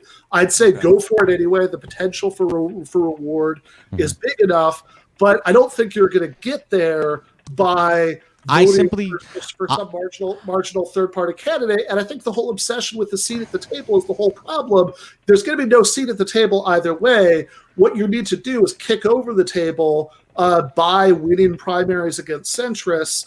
And I don't think... But the table stays, right? We just have... if you take that metaphor, like the table stays, it's just we're going to have better people there. I also don't see the scenario that you outlined occurring in my lifetime during a presidential election. I'm sorry. I just don't see in the current American duopoly system... I think probably not, but I think that's the only scenario where what you're suggesting... So you are saying what you are saying is that there is no moral way under our current duopoly system to not vote for a Democrat in a general election. What I'm saying is obsessing one way or the other about the morality of the general election thing misses the point. That the way the left gets what it wants is by winning primaries. So centrists are the ones with this dilemma about whether to vote for us or withhold their votes. That has to be the goal. I'd say obsessing about the morality of, does this tarnish our souls to vote for Biden? That's not what Jack is doing. That's not what I'm doing, and I've made a pretty clear argument. No, I've made a clear. I think I've made a clear argument, and I'm asking. I asked you when you thought it would be okay to not when a harm reduction argument wouldn't apply, and I am saying in response to your example is that you're saying that there will never be an election, probably in our lifetimes, where the harm reduction argument will not implore you to vote for the Democrat in a general election. I think that it's very unlikely that during our lifetimes we no longer have a duopoly, that we have like some other form of partisan system. I think that's probably right. Could it happen? Absolutely. I don't think if there is some big rupture like that, like the Whigs falling apart and the Republican Party coming up in the 19th century, I don't think you could see that coming. I think that could happen in our lifetime. But I also think what could absolutely happen in our lifetime, what could happen in like a cycle or two, would be somebody like Bernie actually winning the primary, so we didn't have to worry about all this business of, is there some sort of invisible leverage we can get by withholding our votes? Should we do harm reduction? And instead, centrists have all those dilemmas. And I think that's the real thing to focus on, rather than worrying about like the actual general election thing. I think that once you're worrying about the general election, you've already lost. You can talk about harm reduction, you can talk about whatever, but you've basically already lost. Or you can choose not to do that and allow the corporate media that already exists to make the vehement argument to vote for a corporate Democrat. That's the only point that I'm making. Right. I don't know that leverage is necessarily the most important thing, but I do think that young neoliberals and people in DC notice that what happened during the primary was we were like, it's going to be this way, and then the general happened and everybody came around and said, here's why to vote for Biden. So you're saying the lack of... Can I just hold on one second? So, Jack, is this correct that you're saying that they're just having a potential withhold creates a fear, a good fear, that they are able to like depend on everyone falling into line. And I think that's what they think will happen. That's what they said will happen. Always does They're like, happen. fuck it, we don't have to offer anything to the left because they will come back and vote for us no matter what. Right. I think that is not a helpful thing for the left moving forward. I don't think it's helpful to have that be a fact. I think Jack's right in that, like, if everything is so important, right, with winning elections, like it's not because Pod Save America bros are going to be like, oh, I like these leftist ideas, but they may be like, I don't know, I went to a party the other day and my friend's sister was there and she's not going to vote for Biden. And it doesn't mean like that unless we can shift the election, we have no leverage, right? It's like the specter, it's the potential leverage that I think it's true. Like, Jack, you've convinced me.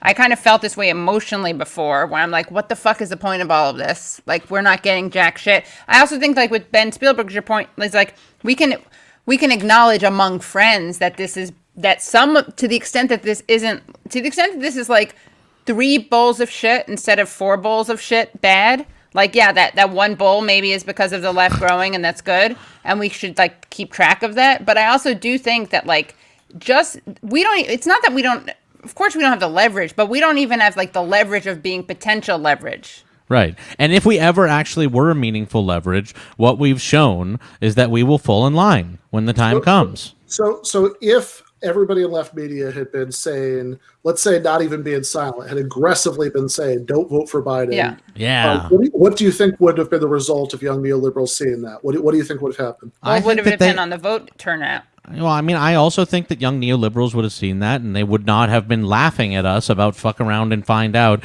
The find out being everybody is going to ultimately advocate for voting for Joe Biden. I think that what they know is that if they can eke their way through a primary or cheat their way through a primary, then they can expect our votes, and they can also expect our aggressive campaigning. Well, I mean, first of all, I don't think that there was a lot of aggressive campaigning for Biden on the left. I think that there were a lot of arguments about whether you should hold your nose in swing states, but I don't remember a lot of aggressive campaigning. But also, it's anti-Trump campaigning. There was aggressive anti-Trump campaigning. I mean, there was. My problem with this is that, like, certainly in recent history, this isn't how it panned out. Like, if you want to show about showing potential being something that will like make them scared and then make them move to the left. Which, again, I don't even think like making them move to the left should be what we care about. I think we should just care about defeating them. But if you do want to talk about that, 3 million people voted for Ralph Nader in 2000, and not only did the Democrats not move to the left in response, they nominated John fucking Kerry in 2004. Mm-hmm. And also, that the election was stolen from Al Gore because of the Supreme Court of Florida. So no, I mean, I agree. It really is. It really, and frankly, to be honest with you, I balk at any sort of blaming of Ralph Nader for the outcome of the 2000 election. No, I'm just saying that. I'm like, you said 3 million people voted for Nader. I think he's saying though that I think Ben's point is like, well, to take away the right is that they ultimately went with Kerry in 2004. It's not like they were like, oh, we're a little bit scared. Sure. Yeah. Sure, that's fair. I also don't think that there was. I love Ralph Nader. I'm saying fair enough. Yeah. I'm saying that 3 million people doing this not only didn't get the Democrats to move to the left. In fact, in the next election cycle, they actually moved to the right of where they. And I would say that the move for the 2004 election would have been to do another Nader. Would be to put up somebody else and continue and get 4 million votes for him. That's what I would say would be the better move, rather than like backing off and saying, actually, we submit to this framing that the Democrats have put forward, and it's time to go do harm reduction voting, and a vote for a third party is a vote for Bush. Well, Bush won twice anyway. I think that the reality. Sorry. Unless you feel like you've really been misrepresented, I just want to get. Well. So I mean, what I wanted to say is my interpretation of Ben Burgis's point is it has nothing to do with morals. It's about strategy, and it's about the question of whether there is the strategic upside to taking the "I'm going to reject lesser of evilsism" strategy. Mm-hmm. I do tend to agree with, I think, elements of what Katie and Jack are saying, which is I do think that there is some strategic upside to it. And I think one thing that's really difficult to disentangle when you think about these problems is when you look at a Nader in 2000, 2 things that make it really tough are, one, strategy wasn't really tried in mass. I mean, there was a group of people who did it, but if we're talking about who I would say, it's like you want the strategy to be effective, would need to embrace it, we'd have many millions more people. I mean, I think part of the reason that theoretically you could exercise a lot of leverage is the number of people who actually would have preferred Nader's policies to Gore's in 2000 is actually very substantial, just like the number of people who would have said, I prefer Howie Hawkins to Joe Biden in 2016 is pretty substantial. So not really tried quite at the scale it would need to be.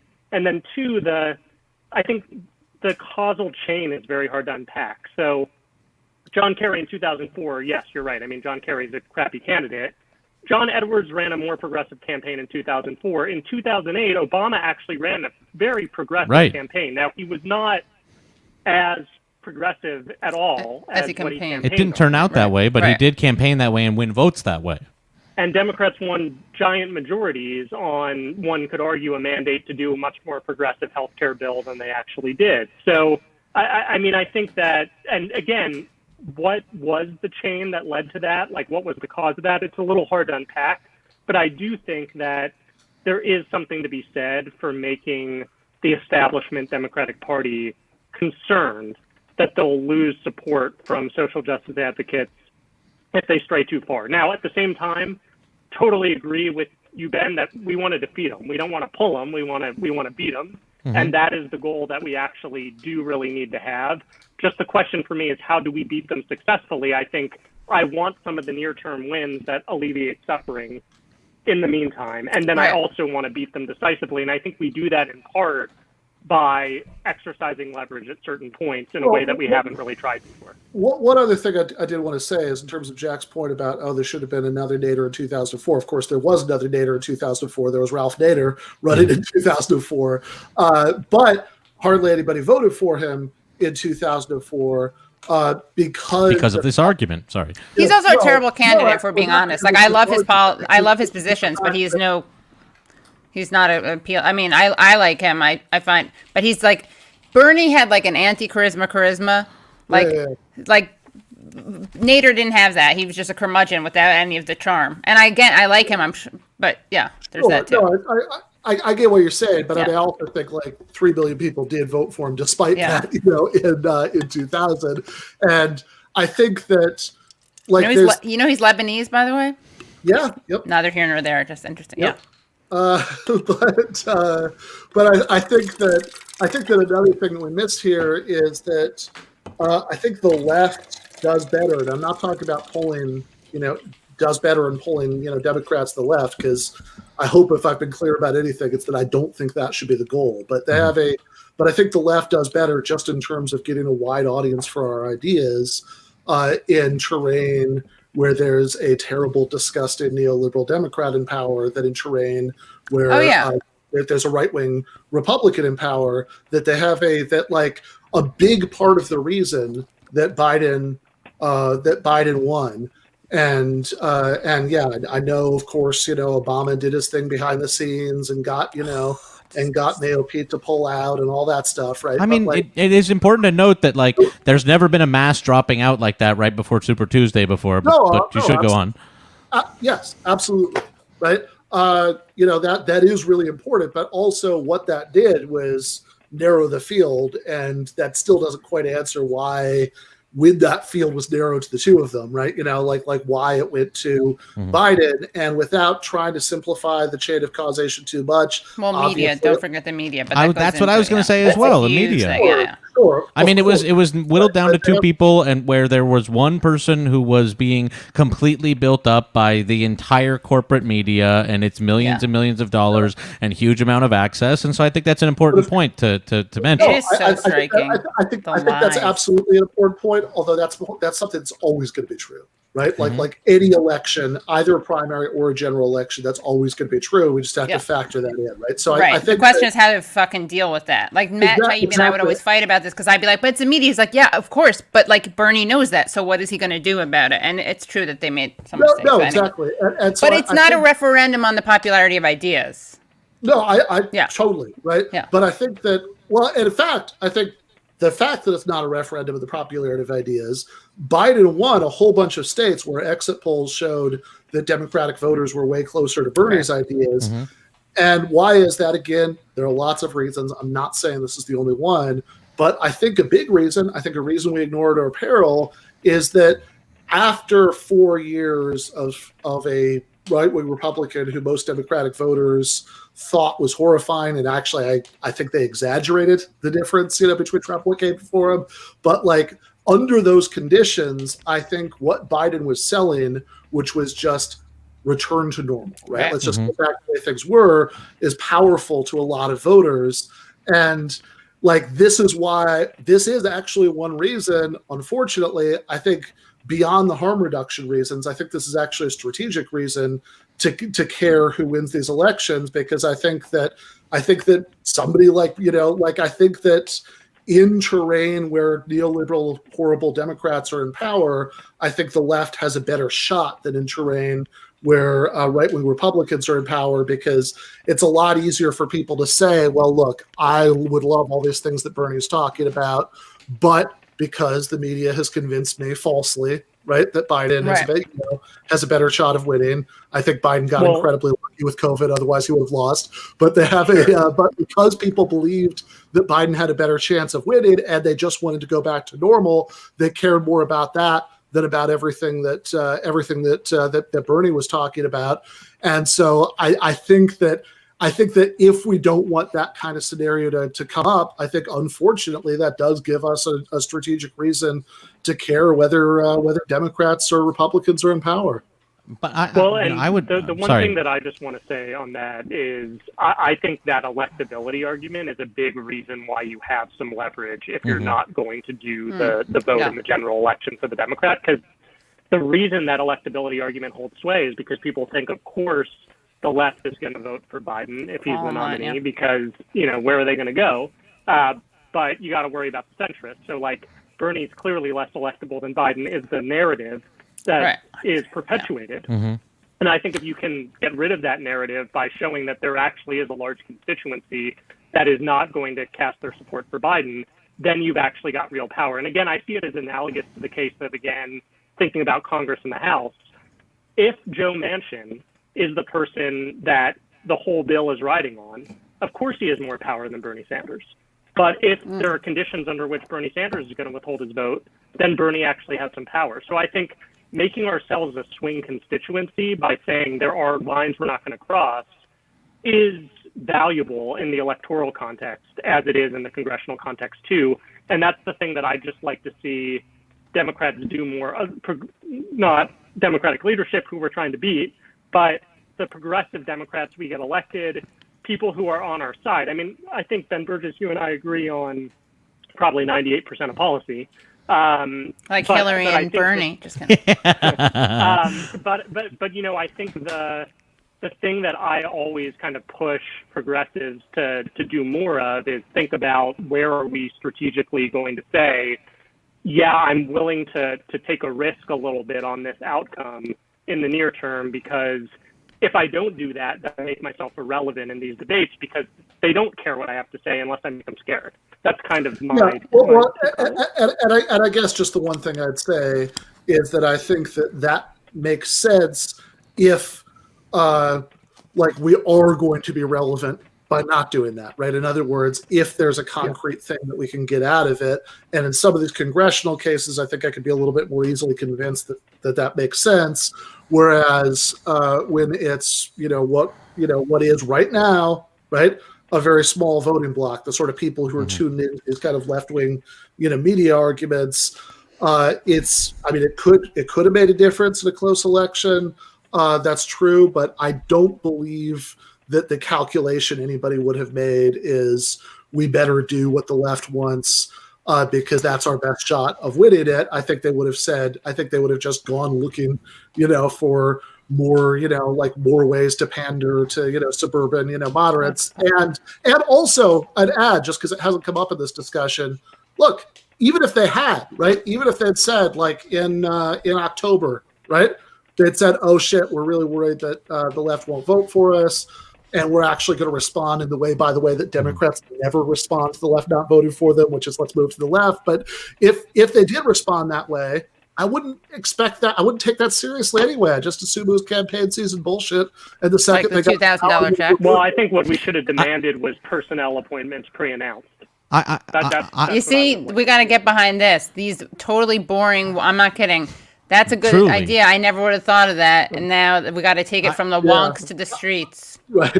And of course, the problem is it's really hard to get millions of people excited about saying they're not going to vote unless there's a OMB. I would just push back on a couple of things here, which is that I'm not sure necessarily that having a Democrat centrist in office is a better battleground for the left to fight on. I don't know that we saw that under Obama. I think that people become a little more complacent under Democrats, and I think actually under Trump we saw a lot of left organizing happen because of how wretched Trump was.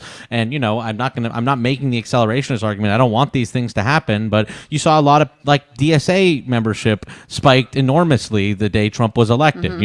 We've seen more leftist candidates come up under Trump. I don't think that we saw that under Obama. And I would also say that the election right after Obama, was Bernie versus Hillary, and that was a primary that Hillary won.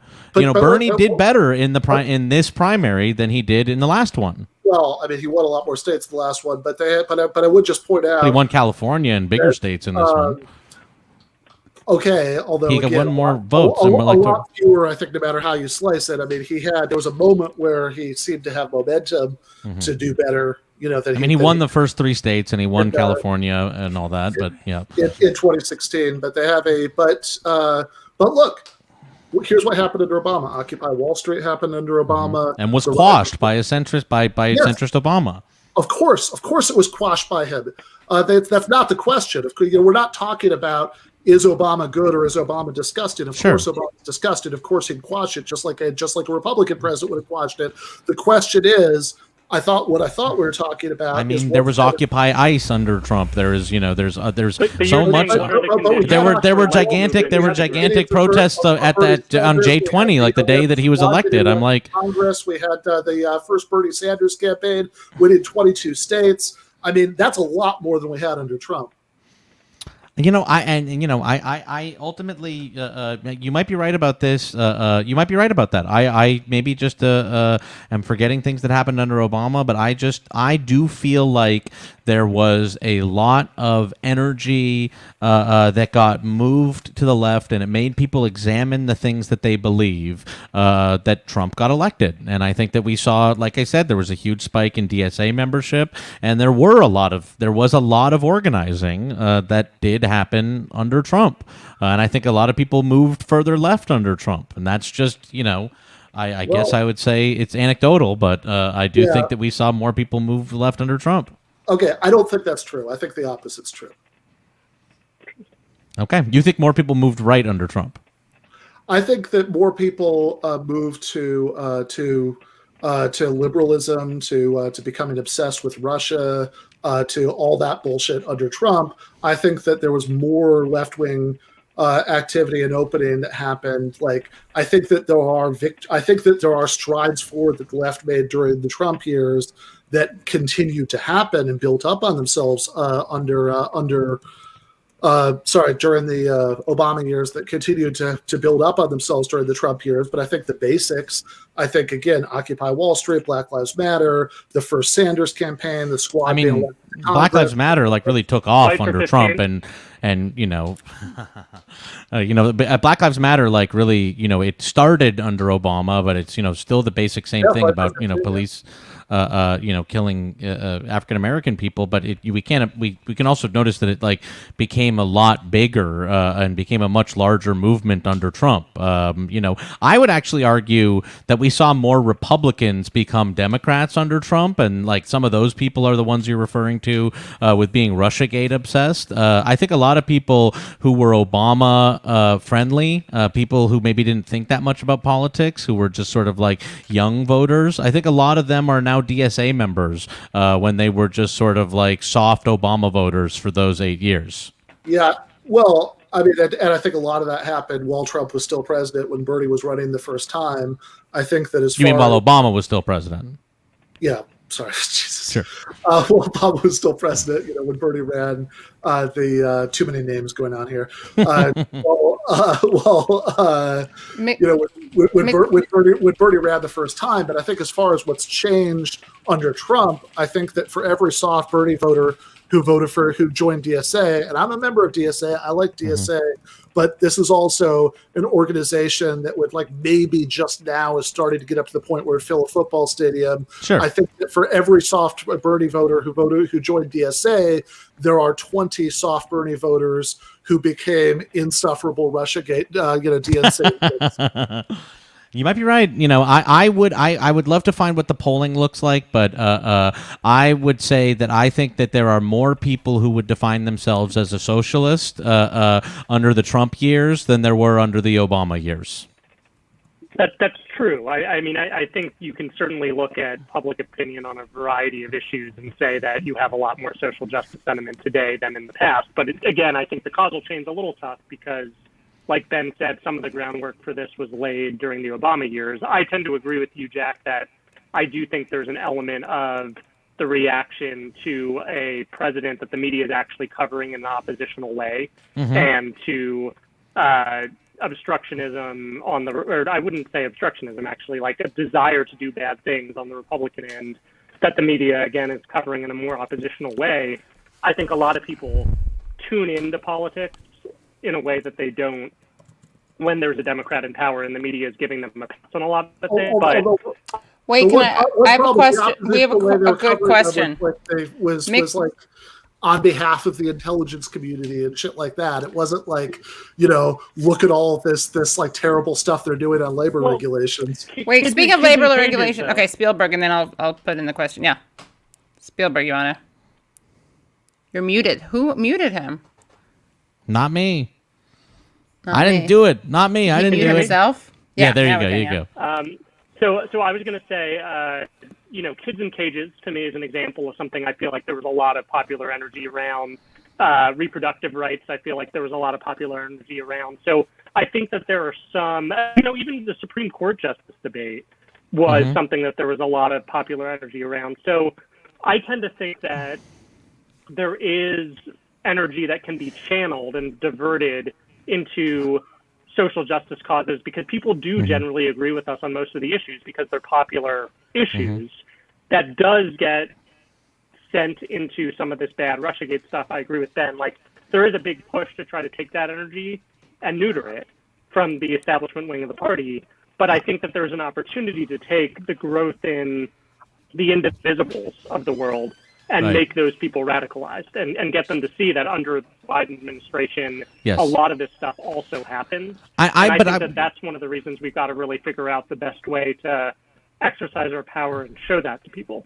I completely agree with you, and I would just point to Kids in Cages as a sort of abject example of this. There were kids in cages under Obama, and that was only covered in ProPublica, and people didn't particularly talk about it very much until there were kids in cages under Trump, and then they started passing around the pictures of kids in cages that were in cages under Obama. Right. So it was only shrieked about, it only was animating for people, it was only radicalizing for people because it was something that the media was focused on. Now we're under Biden, and already these kids in cages are being recontextualized as migrant overflow facilities for children where they're being taught, and now we're seeing things like people are passing around pictures of the migrant prisons, migrant child prisons, and saying look how nice they are under Biden, and they turn out to be pictures from when it was under Trump. And so I guess this is one of these elements where we have to,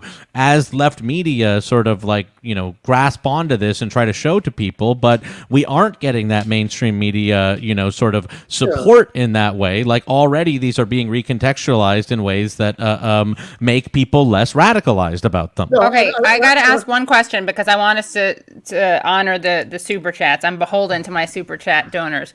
But McMindfulness, who moved my cheese, says, if the PRO Act would the PRO Act survive a Supreme Court challenge? The online left is no substitute for a labor movement. Until we have a radical labor movement, we won't have a left.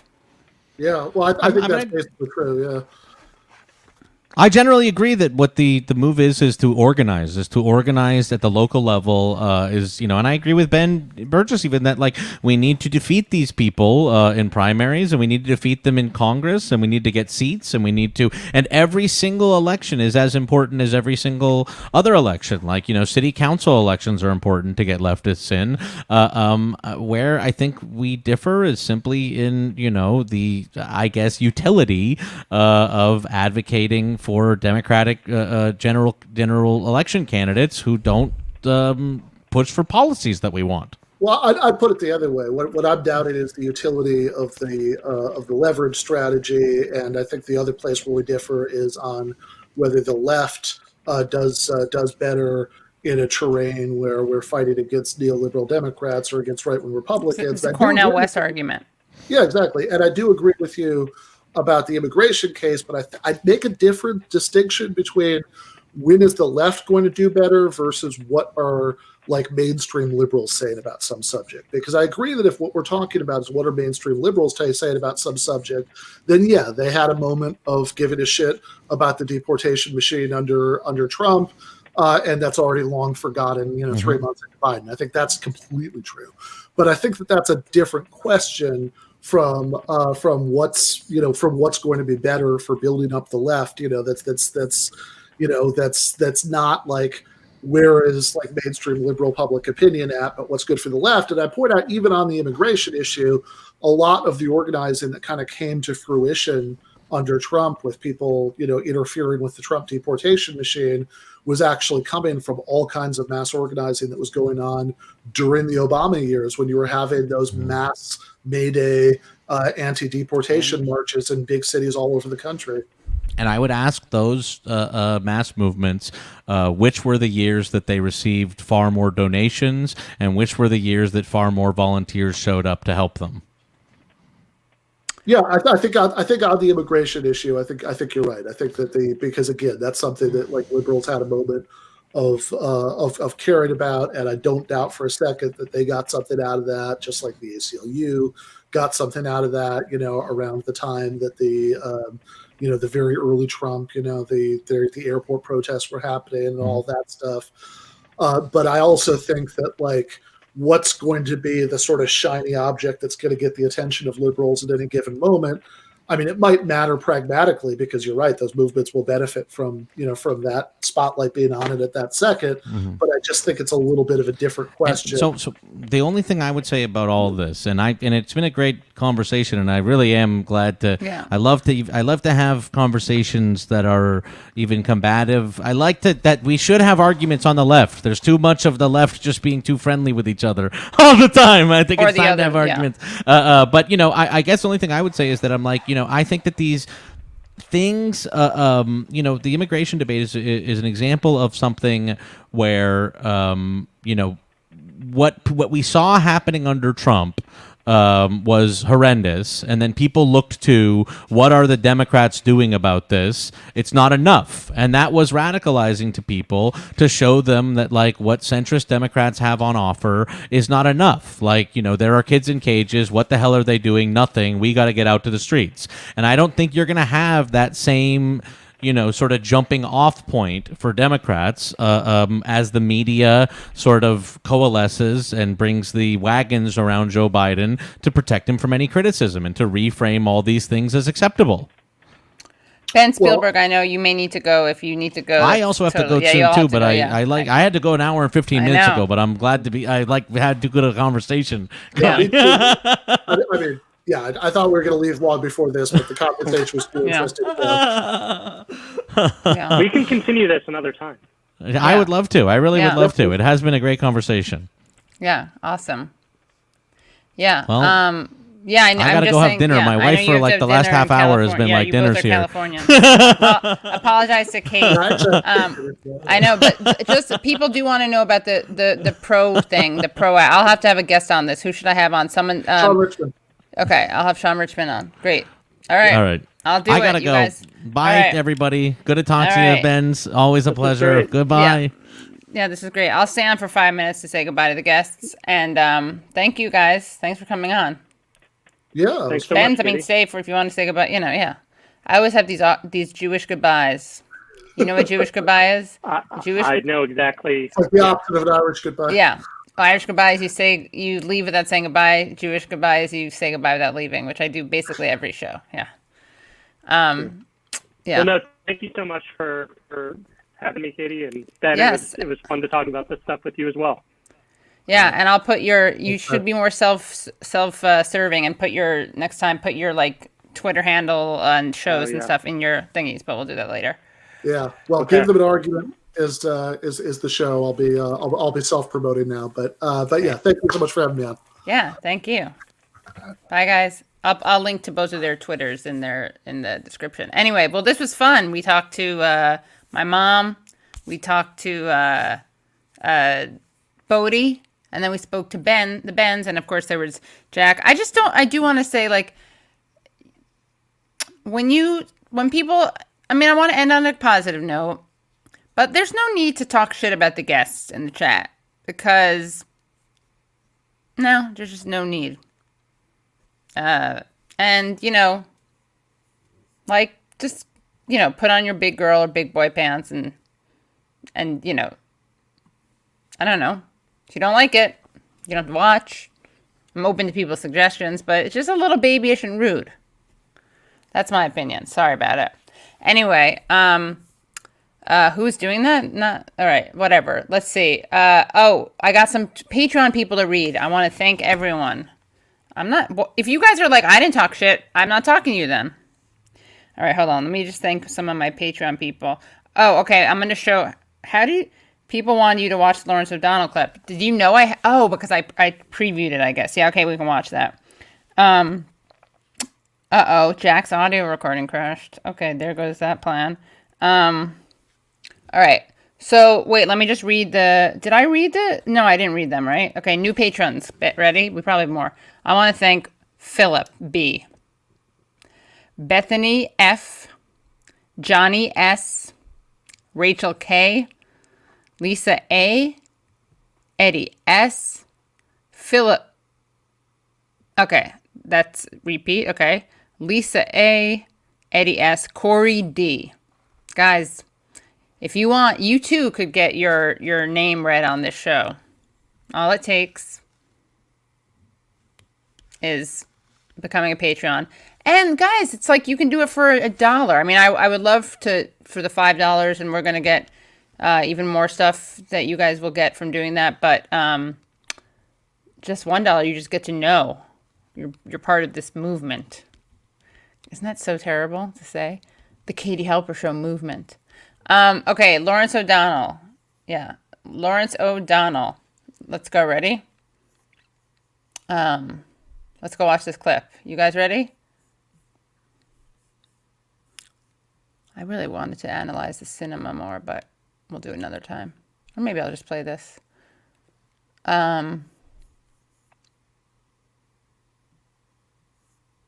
If you want to pull the major party that is closest to the way you're thinking, to what you're thinking, you must show them that you're capable of not voting for them. Because the way the Democratic Party is run now for quite a number of presidential cycles. What the fuck is this showing like this? Is they pick a nominee in a kind of half-assed process. Wait, I gotta fast forward this in case this is gonna get. I want to find oh, here it is. Also, what the hell is with this setup? Sorry, I don't know why it looks like that. Whatever. Voting for them, they don't have brains. If you don't show them you're capable of not voting for them, they don't have to listen to you. I promise you that. I worked within the Democratic Party. I didn't listen or have to listen to anything on the left while I was working in the Democratic Party because the left had nowhere to go. I had the window enlarged and it looked terrible. Did you not? Here, I don't know why. If you want, see, I don't know. What am I supposed to do with this? The major party that is closest to the way this is infuriating. To what you're thinking, you must show them. You see, his head is cut off. Whatever. Oh. Because the way the Democrats okay, there's that. Turn off capable of not voting off your brains. If you don't show them you're capable of not voting for them, they don't have to listen to you. I promise you that. I worked within the Democratic Party. I didn't listen or have to listen to anything on the left while I was working in the Democratic Party because the left had nowhere to go. All right, so there's that. Hold on, how do I? Exit full screen. Okay. Oh my God, I forgot that this was so long that I was supposed to end this earlier. Sorry about that. All right, well, I'll have to do a cinema thing another time. I'll do a cinema thing another time because I know people want to see it, but it never gets old. I'll just say quickly that it's not sexist to talk about her being a weird sociopath. Her doing this thing is like, it just shows how out of touch she is. She's, I mean, I don't know. Manchin, everyone knows he's an asshole, but like, can we not pretend that woman's a feminist? She pretends to be a feminist, and that's really offensive. I'll do a little thing on this tomorrow, or sometime this week. I'll try to do it. But, Jack showed it to you, right? I don't think I need to show it to you. I would stay, but I have to go and talk to the team about the clips and the podcast. So, everyone, thank you so much for coming. Let's see, Nima. I think we read yourself. There is a need to talk ish when Ben Burgis smears FTF advocates. He's controlled opposition. Well, all right.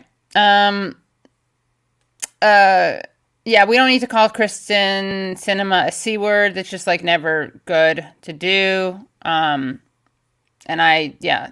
need to also, if we want to be effective in our calling out the weaponization of identity politics and the abuse of the term feminist and sexist, then like we can't really, just don't use the C word. No one should use that except for maybe women in private. I don't think it's ever good to do it publicly, honestly. All right. I will see you guys Thursday night. Oh, you want to know some upcoming, I'm so excited. You know who we're going to have on next Sunday night? That really, really funny woman. Hold on. And I'm going to get off, but let me just tell you one thing. You're going to like this. Hold on. I'm sure you know her. Kylie Brakeman. Hold on one second. She's so funny. We're going to have her on. Hold on. She's so funny. I don't know if you guys have seen her, but OMG. Hilarious. Hold on.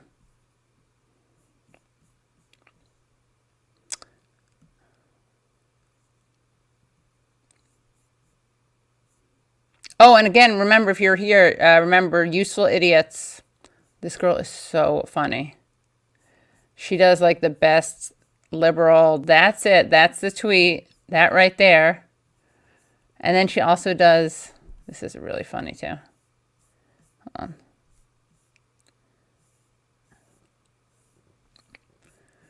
She does a really funny thing about like every song from the mid 2000s. Oh my God, I'm such a well-run operation over here with the Ted Cruz. Hold on. My fucking back is killing me. Oh my God. I can't even tell you how hard. I am going to read the name out loud of this piece of crap thing that I bought at Walmart because I don't have any access to mom and pop shops. Okay, it's on the internet, but there was a time crunch. Oh, I'm going to call out both companies because one company broke on me and the other one is terrible. Oh my God. Hold on. Where's your thing about mid 2000s tweets? You know what? After all of this, hold on. Okay.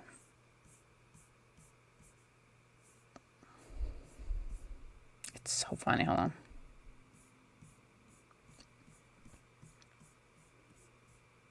Okay, here we go. This better work. Cause you were just 16 and we're making out in the back seat of your car. Cause you were just 16 and it's a Friday night.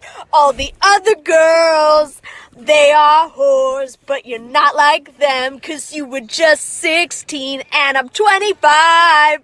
But it's okay, cause you got cigarette lips and you got cigarette eyes. It's pretty good, right? Anyway, She does a really good resistance lib thing too. Oh, this is a good one too. Game over. Game stop. Right? It's over. You guys don't understand. This is bad for me. I have a lot of expenses and I need to pay them. And anyway, so she's going to be on Sunday. Very excited, and we can talk about Slay Queens and all that. I'm just gonna hold my diary. It's funny. Where is that? Here. Okay. So yeah, guys, please become Patreon supporters. Please subscribe, and you do that by hitting subscribe. And then we need more subscribers, guys. We need more subscribers. That's a fact. That is a fact. And yeah, I believe in ranked choice voting. I had on Lisa Savage. And again, Useful Idiots, go to usefulidiots.com/ substack.com. Okay. I will see you guys next Thursday. Bye.